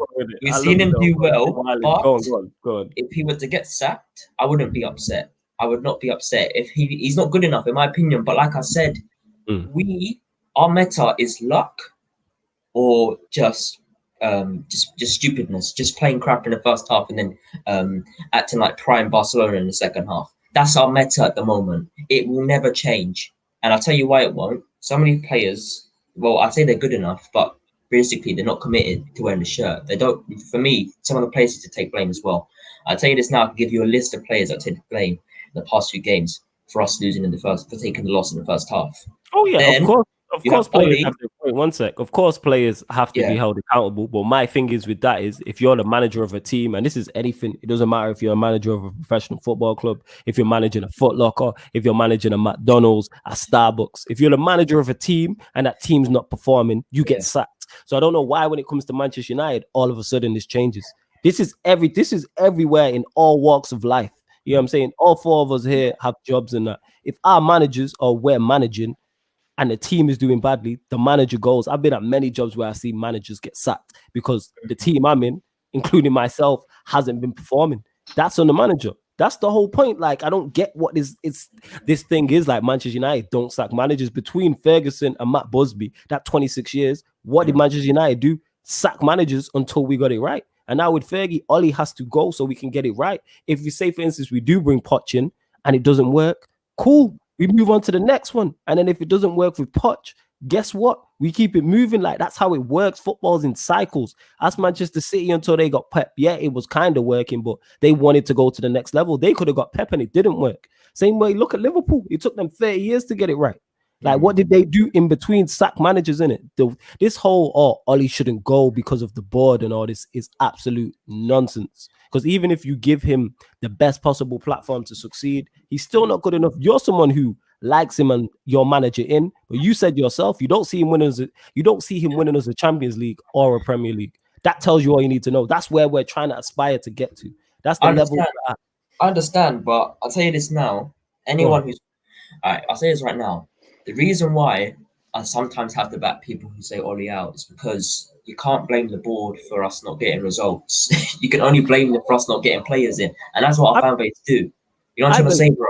That's some of the fan base. I blame everybody. I'm Woodward out, Glazers out, Ollie out. All of them gotta go. The whole, like, I've said this, press the reset button on the club and just go again. They all have to go. But that being said, Ollie's not getting the best out of the tools he has. Look at the squad we have.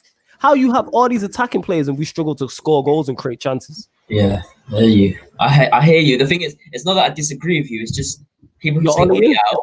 I'm not Ollie in, man. Stop this rubbish. Listen, yeah. I'll say this now, though. I'll say this now before we move on. So I'll say this. I understand why people are Ollie out, but I don't agree with it. That's just what I think, bro. Yeah, go on, Yancy. Carry on in it. Me and Az gonna have that conversation on another show. We'll go on, continue. Yeah, Bradley said, as a United fan, I can't lie, Flawless. Maguire's been looking like the English Pascal Chimbonda. Wait, two things on that. Chimbonda was a fullback, so I don't know why you compare a centre-back to a fullback. And secondly, Chimbonda was a good fullback. You know what I'm saying? Pascal Chimbonda was good.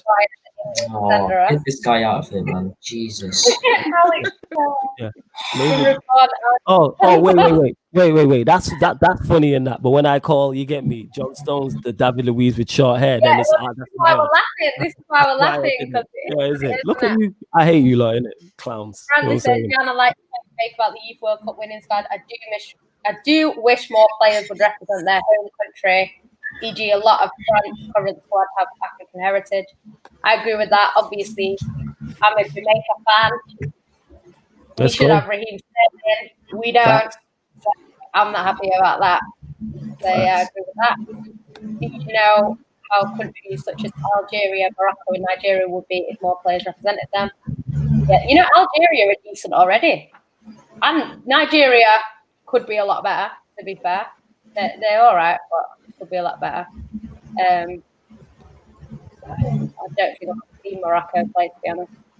Ryan says, flawless. Why did Ole take Telles, who's an attacking fullback, off at half time when you were till Nadam? Was he injured? You know what? I'm not gonna lie.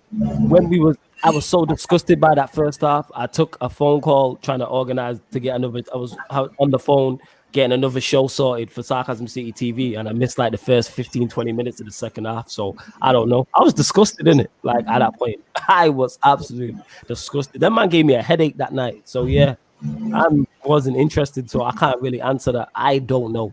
Get me? But it wouldn't surprise me. And I heard Ollie put on like 3 left backs or something like that. Maybe ads can tell you better than I can. 3 left backs. No. Yeah, he's Ollie in it, so he'll be able to tell you. I'm not Ollie in. Stop this nonsense now, man. Listen, right, I'll say this right now. Telles was poor. He was poor. No. All right, I just want to know in it. Can you be Ollie in? So if you're not Ollie in, if you're not Ollie out, surely you're Ollie in. There's no middle ground. A manager in. If Ollie gets the manager's wait. If the manager's Ollie in. If Ollie gets sacked tomorrow, if he loses and gets sacked tomorrow, you're still my guy, man. You're still my guy. Don't worry about it, man. Because you're Ollie in, you're still my guy. Tomorrow, if he gets sacked tomorrow, I won't be depressed and start grabbing. Because you know he's not good enough, me, but you just don't. If he doesn't get sacked, then I'm gonna back him. Simple as. Okay. So you're Ollie in. That's cool. Yeah, moving on. Go on, Yancy. Carry on. Ollie ins are people who. Facts. That's a fact, yo. The years, man. Alberto Carlos or someone called him. That is facts. You know what I'm saying? Right, so we should have bought him as we need a left back. That's facts, yo. You can't afford them wages, though. They're big wages, though, innit? They're big wages, and that. You know what I'm saying? Ryan says he hates John Stones. That, you know what? That moment was the key moment for John Stones where he cleared that ball. That's why you lot are backing him, because he did that. That's why you lot are backing him. Right, it makes sense now. He did that one good thing. Right, okay. I get it now. Hey, he won us the league, innit? Yeah, he won us the league. I understand. Do you know what? He's doing all right.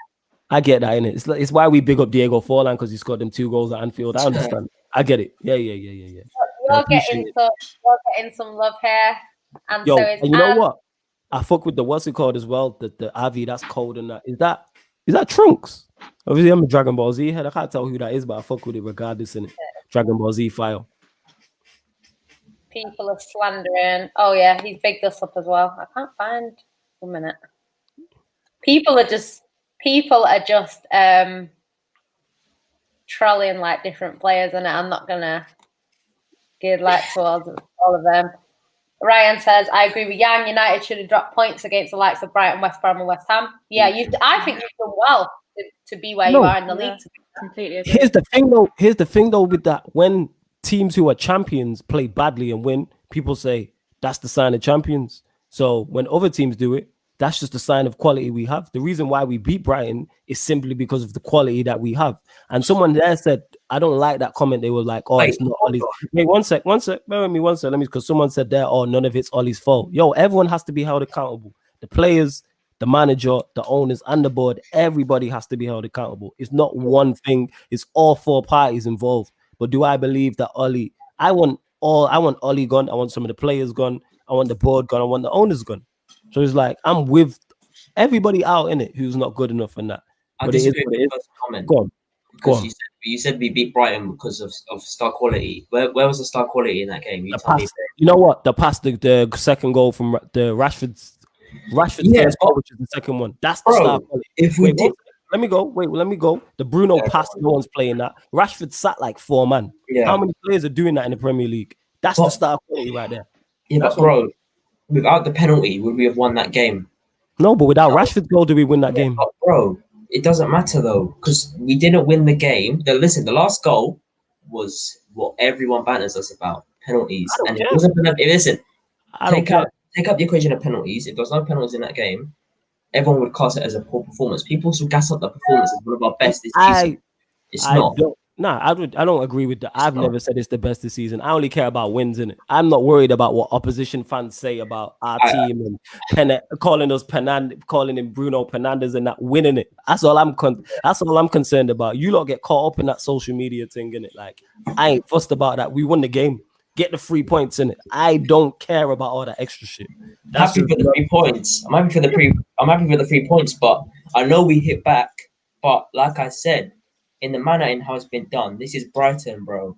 In the manner in how it's been done, if we're edging Brighton, you should not be celebrating. I tell you that now. I celebrate anyone. Only thing you should be happy about are 2 things: Rashford's goal and the 3 points. You shouldn't be happy with the performance like most people. Oh, yeah, I wasn't, and I completely agree with that. I was not happy with the performance. I was happy with the win, but I'm used to these performances under a manager you don't want gone, even though you believe he's not good enough. You know what I'm saying? You sat there and said he won't win us the Premier League, he won't win us the Champions League, but I'm manager. I never said he wouldn't win us the Prem. Okay, do you believe he'll win us the Prem? Yes or no? We just need a yes or no. I'll say this right now. He can. He's capable of winning us the Prem, but he won't. Right, this season. 1 second. This season, he won't. No, why are you running, bro? Listen, come back. Listen, I'll say this right now. He's capable of winning things for us, and he won't win the Premier season. He won't win the Champions League anytime soon, unless it's luck, like you said, Rose, which I completely agree with. Flawless, come back, man. Come on. Yeah, Flawless, come back. He's a fool, man. All right. Ryan says, Rose is spot on. United's league position flat them. It's not sustainable. What do you think? Do you think the way that you're playing is like sustainable, or do you think they get caught out eventually? To be honest with you, I think we've seen glimpses of us getting caught out already.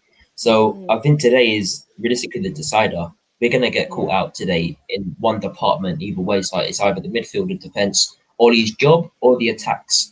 And I feel like we will get caught out eventually, like proper hard. Like we've seen glimpses of it, but it just hasn't been full on like it was against Tottenham when we lost 6-1. I think that's definitely one of the most shadowing losses this season and in the past 3 seasons as well. I think we definitely got caught out there. That there is a system, but it just doesn't function against every single team, which is something we need to fix. We need to have more than one game plan. And for now, I think our game plan is just to obviously we sit back in the first half and then let them invite pressure on our side. And then obviously we go 2-0 down in the first half and then we hit back in the second half. And I feel like if we do that today, to be honest with you, I don't think we have a chance to do that today because this is actually a quality team. We've been edging mid-table teams like West Ham and Southampton. And to be honest with you, in the last few seasons, West Ham haven't been a mid-table team. They're usually right down deep in the bottom in a relegation battle. So it's embarrassing. But this is Man City, and they have way higher quality than West Ham and Southampton, let alone combined. I'll say that right now. City have one of the best teams in the Premier League, and it's going to be a challenge today, either way, for both teams. So I'm excited for this game. Do you know what I think? I think, because I said that the other day, if United play how they have been playing in the first half against some of these teams, like City, it depends on us, because if we're clinical, then, it could be game over quite early if we're clinical. But the problem with City is we're missing that clinical edge. And I feel like United are clinical. So that's why I'm worried about today. It's not because I think United are a better team. I don't. I'm not worried about United in terms of them as a team, but it's just in terms of this game. You play the football that we hate, like in terms of counter-attacking football. You're clinical. You're more clinical than us anyway. So there's all that sort of thing and that's what worries me, because I just think it's kind of got 3-2 United written all over it. Yeah. And I'm not happy about that, but it is written all over it. So hopefully not. But this game could be any score. The only thing that I don't think it would be is like a 5-0 United win. That's the only thing that I think it couldn't be. But that would never happen. It could be anything. Could be anything else. I think if you do beat us, it'll be by 1 goal, unless you go 2-0 up early on, and City just can't get back into the game. But I don't think that'll happen. I hear you. But Gangster Crick says Martial to come off the bench and score the winner for United. Let's hope so. I don't think. Let's hope so. Bruno. 1 sec. Might be McTominay to score the winner. I don't think he'll be going yet. 1 minute. Let's hope. If we do lose, that's the only bright side in it. If you lose, if you get sacked in the morning. Stop. Oh, I know you're Ollie and I forgot, fam. My bad. I apologize, man. I'm sorry, man. Here we go. Hamza says this is from top to bottom. It's not Ollie's fault. I blame the ownership. He says, I want Ollie to succeed, but he needs 2 centre-backs, a defensive midfielder and a right winger. We don't need a right winger and we don't need 2 centre-backs, mate. What we really need is 1 centre-back and a DM. There's no way we're replacing Maguire, man. Are you mad? No way. As much as people want it, in my opinion, when he's on his day, he's a top-class centre-back, not world-class like these you'd say. He's not top-class. In my opinion, world-class is just stupid. In my opinion, he'll never be world-class. I just think he'll be in a top-class column. I think he'll never reach his full potential at United. So I think in a few seasons, few years, doesn't matter. I think he will move somewhere else to adapt his game completely because he's not getting it at the moment at United, even as a captain. But if we get a DM, I question Scott McTominay and Matic's role at United because I would never sell Fred until he reaches a max age of 30 or 31 because I think he's doing a lot for us at the moment and he has since last season. But McTominay's not good enough. Matic, he's past, man. He's not good enough anymore. He just hasn't got the legs. And Van de Beek and Fred, I want to see that partnership today. But like I said, Ollie likes McTominay for some reason, and he thinks that's the most functionable player in our midfield, and it just isn't. He just isn't. He's horrible. I mean, he proved that against Leipzig. I was mad. We were going mad at him. He's going to start him, and you lot will take advantage of that. 100%. 100%. I think with Scott, would you take Scott McTominay, Rose? Would you take him as a backup? I don't know. I haven't really watched United much, but obviously I've watched that Leipzig game, and I just feel like him with Matic just didn't work. But I feel like Ollie kind of set up for a draw, and obviously his game plan was over in 2 minutes. Yeah. So I agree. 110% agree. I just feel like Fred needs to be in there for us to have a drive, and he is playing today. Let's hope he is playing today because I think, I'll say this right now. Before he came to the Premier League, City wanted him, and I feel like if he was at City, he'd be doing better than he is at United. And I'll tell you why. He never gets the run of games that he deserves at United, and only finally he's getting it. He played a few games last season, and he proved his worth. And I feel like for us to drop him now, unless he's got an injury or a red card, but Fred doesn't get injured, you see, because he's small. And the funny thing is, 6'4" Scott McTominay has not got more strength or pace than him for some reason, which is stupid. And I feel like Fred is someone we need to have that drive in midfield. And I think that game against Leipzig definitely proved that we're not going to get that with McTominay in the middle or Van de Beek and McTominay because, like I said, McTominay is someone who is lazy. He doesn't do his job. And then PSG game is a prime example. Wow. Fred going in with rash challenges because Scott McTominay is doing fuck all. And Donny Van de Beek was close to getting a yellow card against West Ham. So that's why he got sent off. That's why he got substituted because he wasn't doing anything. And I feel like Scott McTominay just delays key players' games, in my opinion. I've seen it. To see that.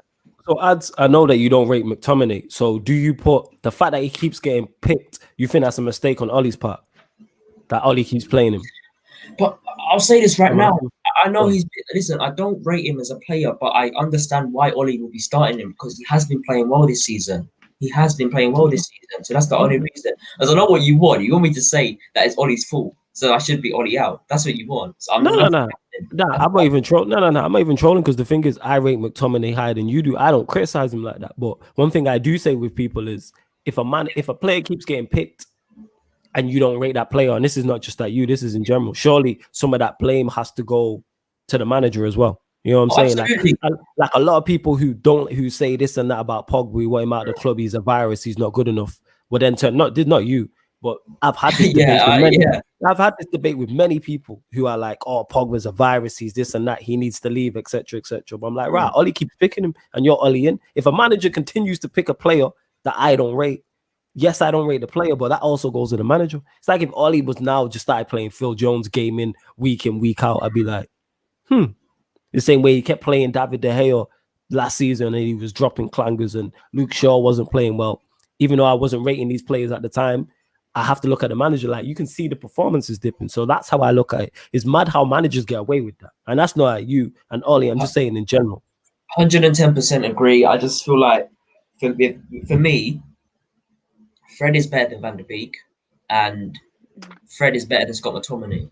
So why not play two players that put in top class performances? And for me, all these games Fred's been playing, if that was Kante, people would be saying, oh, world class, all this rubbish. And listen, half the time, Goldbridge talks crap.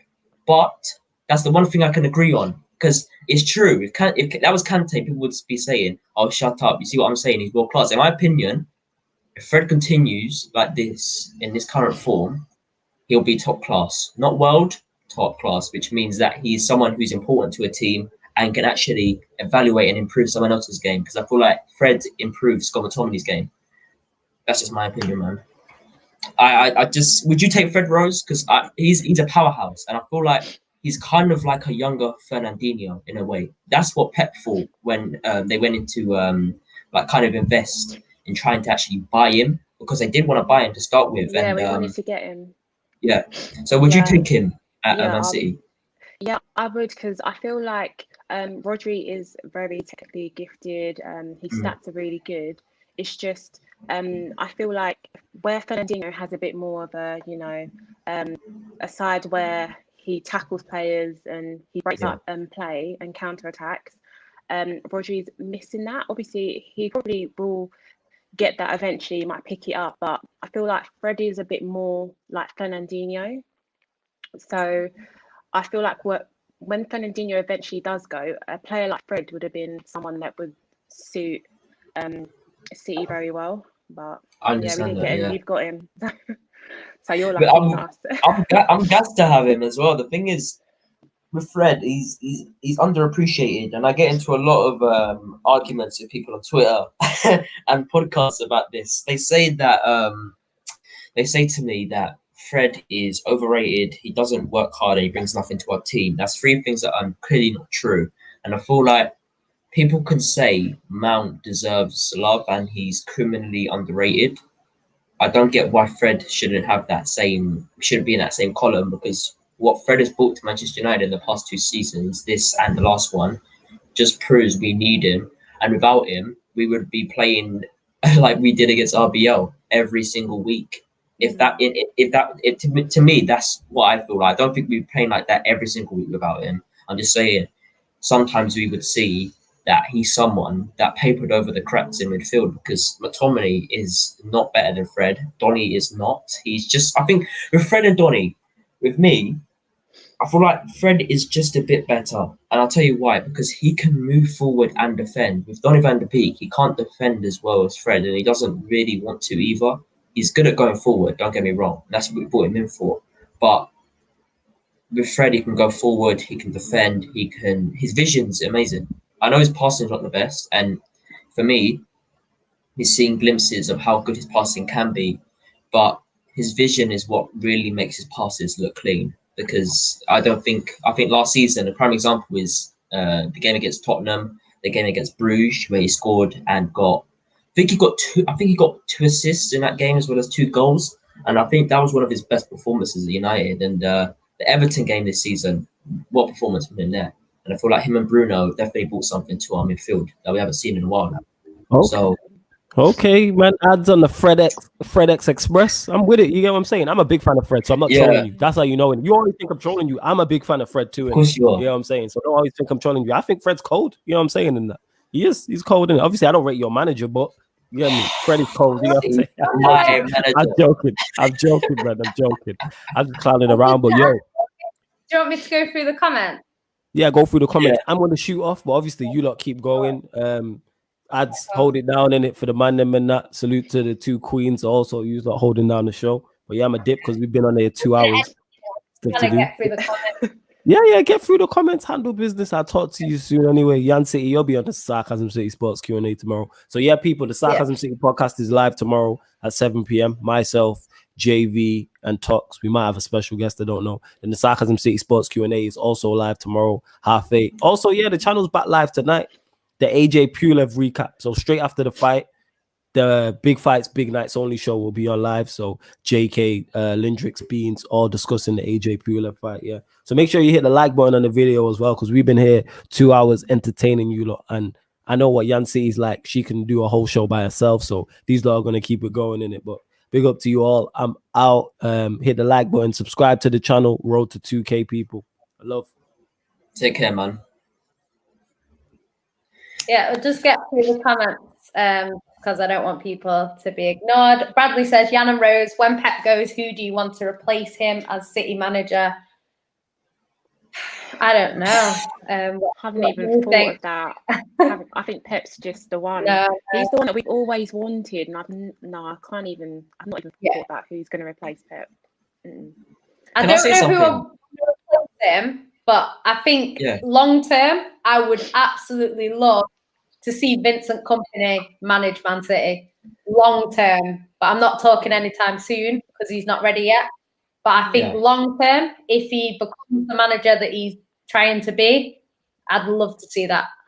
But only if he's the right man. I don't want an Ole situation where they bring him in and in, out. I don't want that. I want him to come in and do what he needs to do. I feel like the ex-players have been rushed, like Arteta. I feel like they've been rushed, like massively. I feel like Ole has had the experience, which sometimes in my head, I actually have to realise that he's not good enough because he has had the time. He got Cardiff relegated. But with Arteta, he has had no time at all, which scares me because the hate he's going to get. You know what I'm trying to say? And I'll say this right now, I'm friends with many Arsenal fans, and I do mock them, but sometimes I have to be realistic, and I don't want to mock them too hard that they're kind of like, yo, ads, stop, because I'm realistic and I say how it is. I don't think Arteta's had enough time. I don't think he's had enough training to become a manager, and I don't think he's ready at all. I think what he should have done is gone to a smaller division club and then come into the Arsenal job probably next 2 seasons.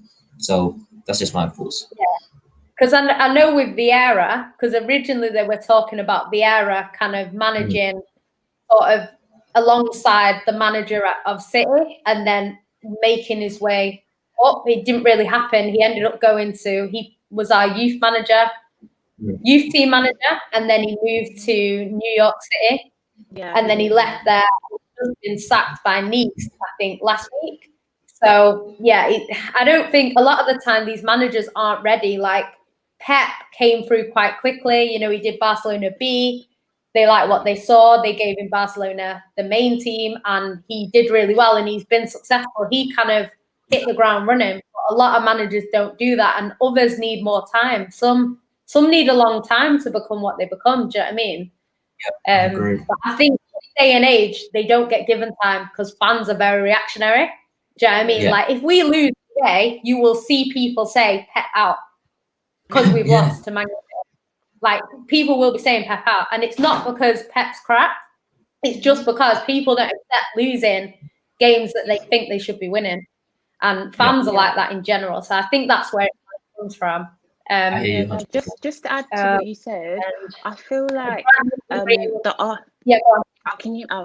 feel like the Arsenal job is just was a bit too big for him in terms of the fact that Arsenal were already struggling as well.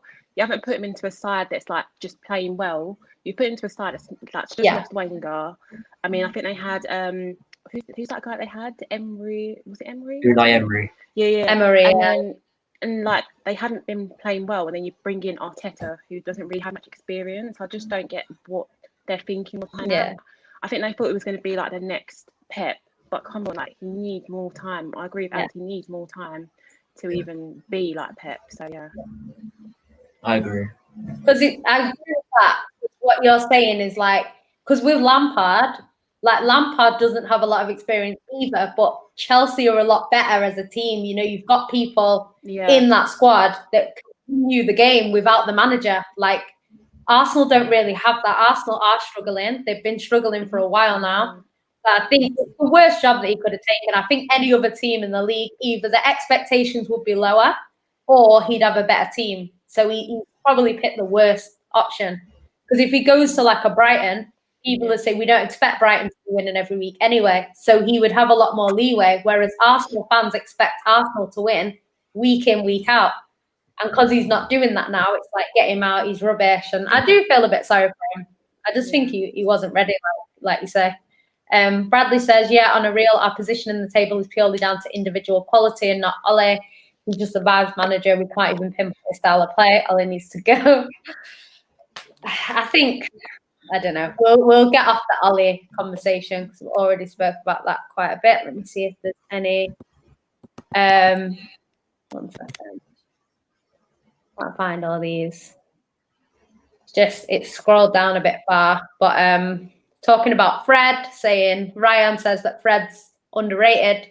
Klopp would love him at Liverpool. I like Fred. I actually put Fred in class yesterday when I was ranking him. I do like Fred. And we did want him at City. So I agree with what Bradley's saying there. Hamza says, if we get top 4 in a trophy this season, Ole has to stay. If not, he's not the right manager. Oh, God. I'll say this right now, though. If he gets top 4 this season, because obviously, as you all know, I didn't think we would get top 4 this season. I generally thought we'd be, I don't know, 5th or 6th if we're lucky. I'll say this right now, though. If he gets 4th, people are just going to expect him to get 3rd or 2nd next season. That's just the problem, and he will get sacked if people do expect that from him, which they will. So if he gets 4th, then and he doesn't get it next season, he's getting sacked. I'll tell you that now, he's going to get sacked next season if he doesn't get 4th, 3rd, or 2nd, because our fan base just think that we climb ladders, if that makes sense. So we buy a player, for example, so if there's transfers, we buy a player, they're expected to be better the next time we buy that. So realistically, you compare all of our transfers that aren't Bruno Fernandes that came after him, they're realistically downgrades because Cavani's only going to be with us for a while. Donny van de Beek is a kid, and Palestri and all these kids, they're children, man. Like, you're not trying to say they're not going to fill the boots of a world-class camp that we've just brought in, and people are going to be angry, like they are already. Like they're saying, why are we bringing kids in? And then some of the fan base is saying, Ollie's done a good job. We need kids in our team. That wasn't the case a few seasons ago. That was never the case. Just shows our club at the moment.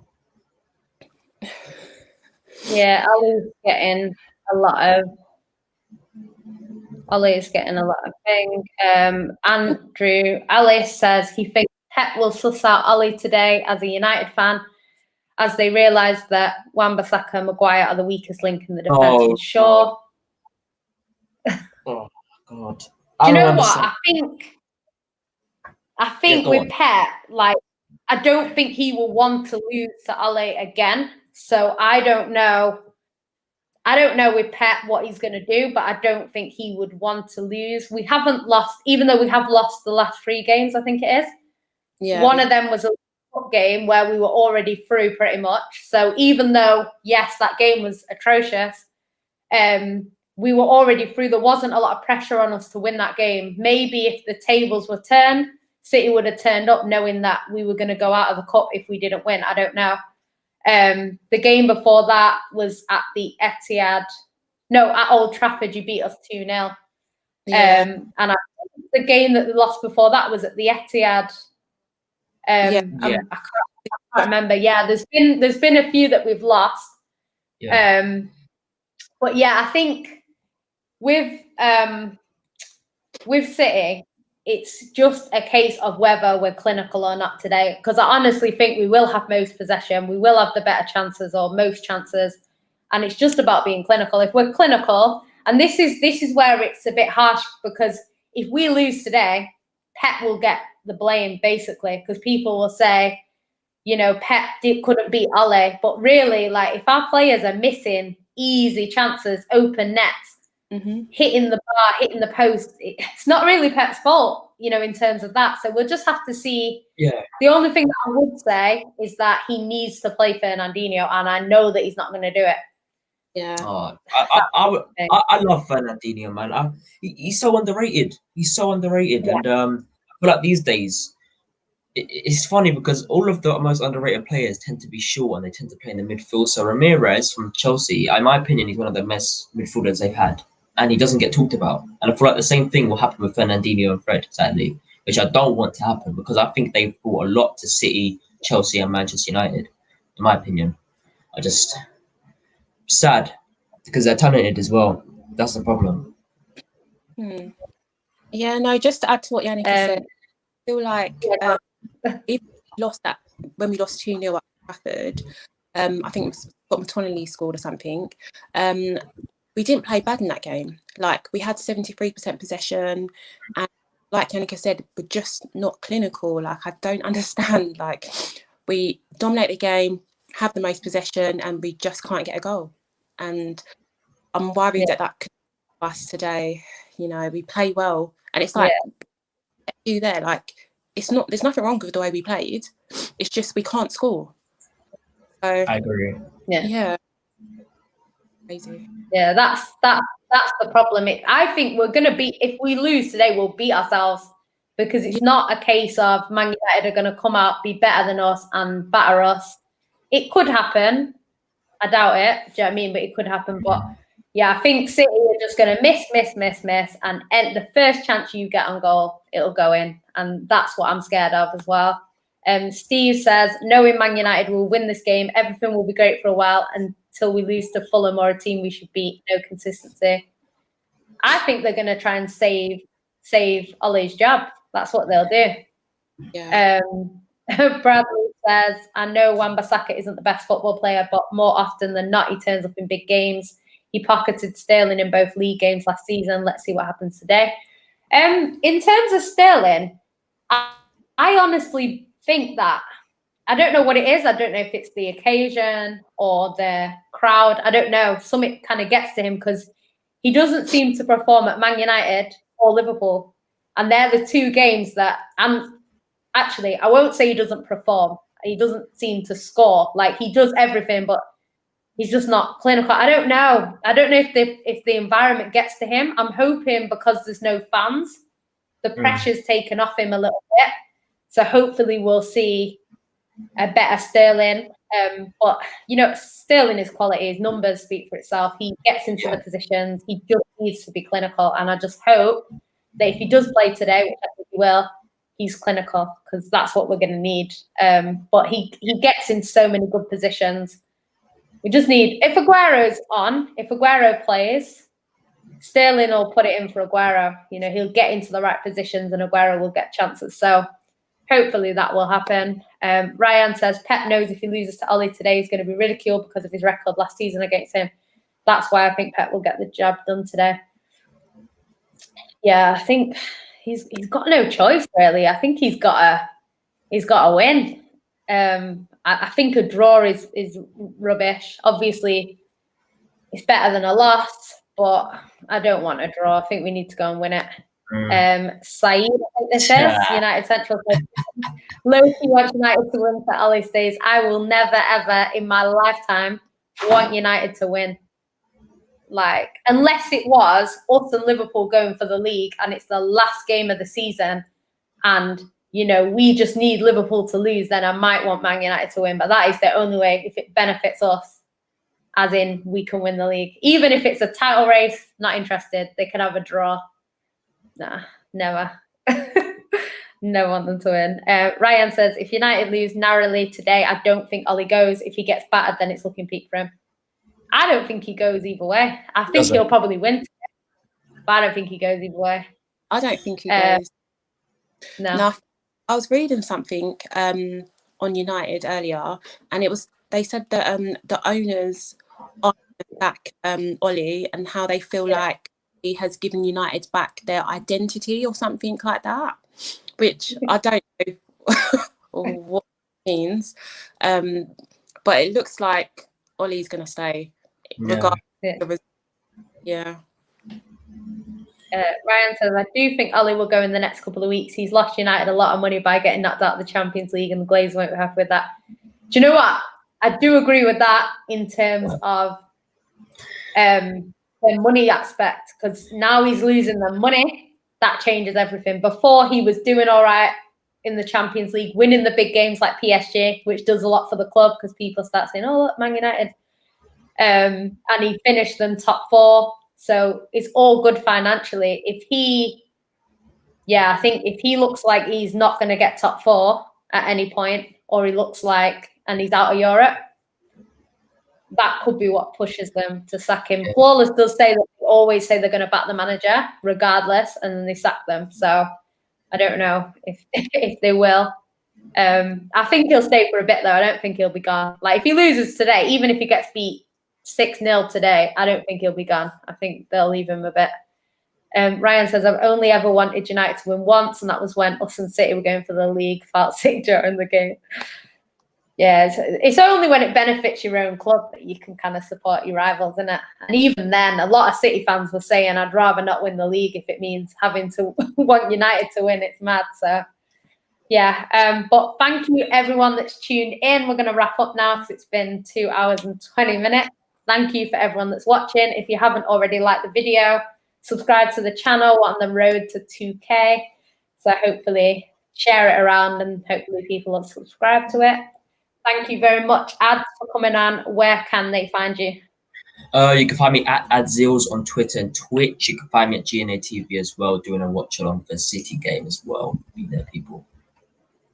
Yeah, make sure you subscribe to GNA TV as well. Rose, where can they find you? Well, at Rose MTFC on Instagram and at Rose MTFC on Twitter. Okay, thanks guys for tuning in. You can find me on Twitter at Yannicka with 3 A's or YanCity ENT. Peace out.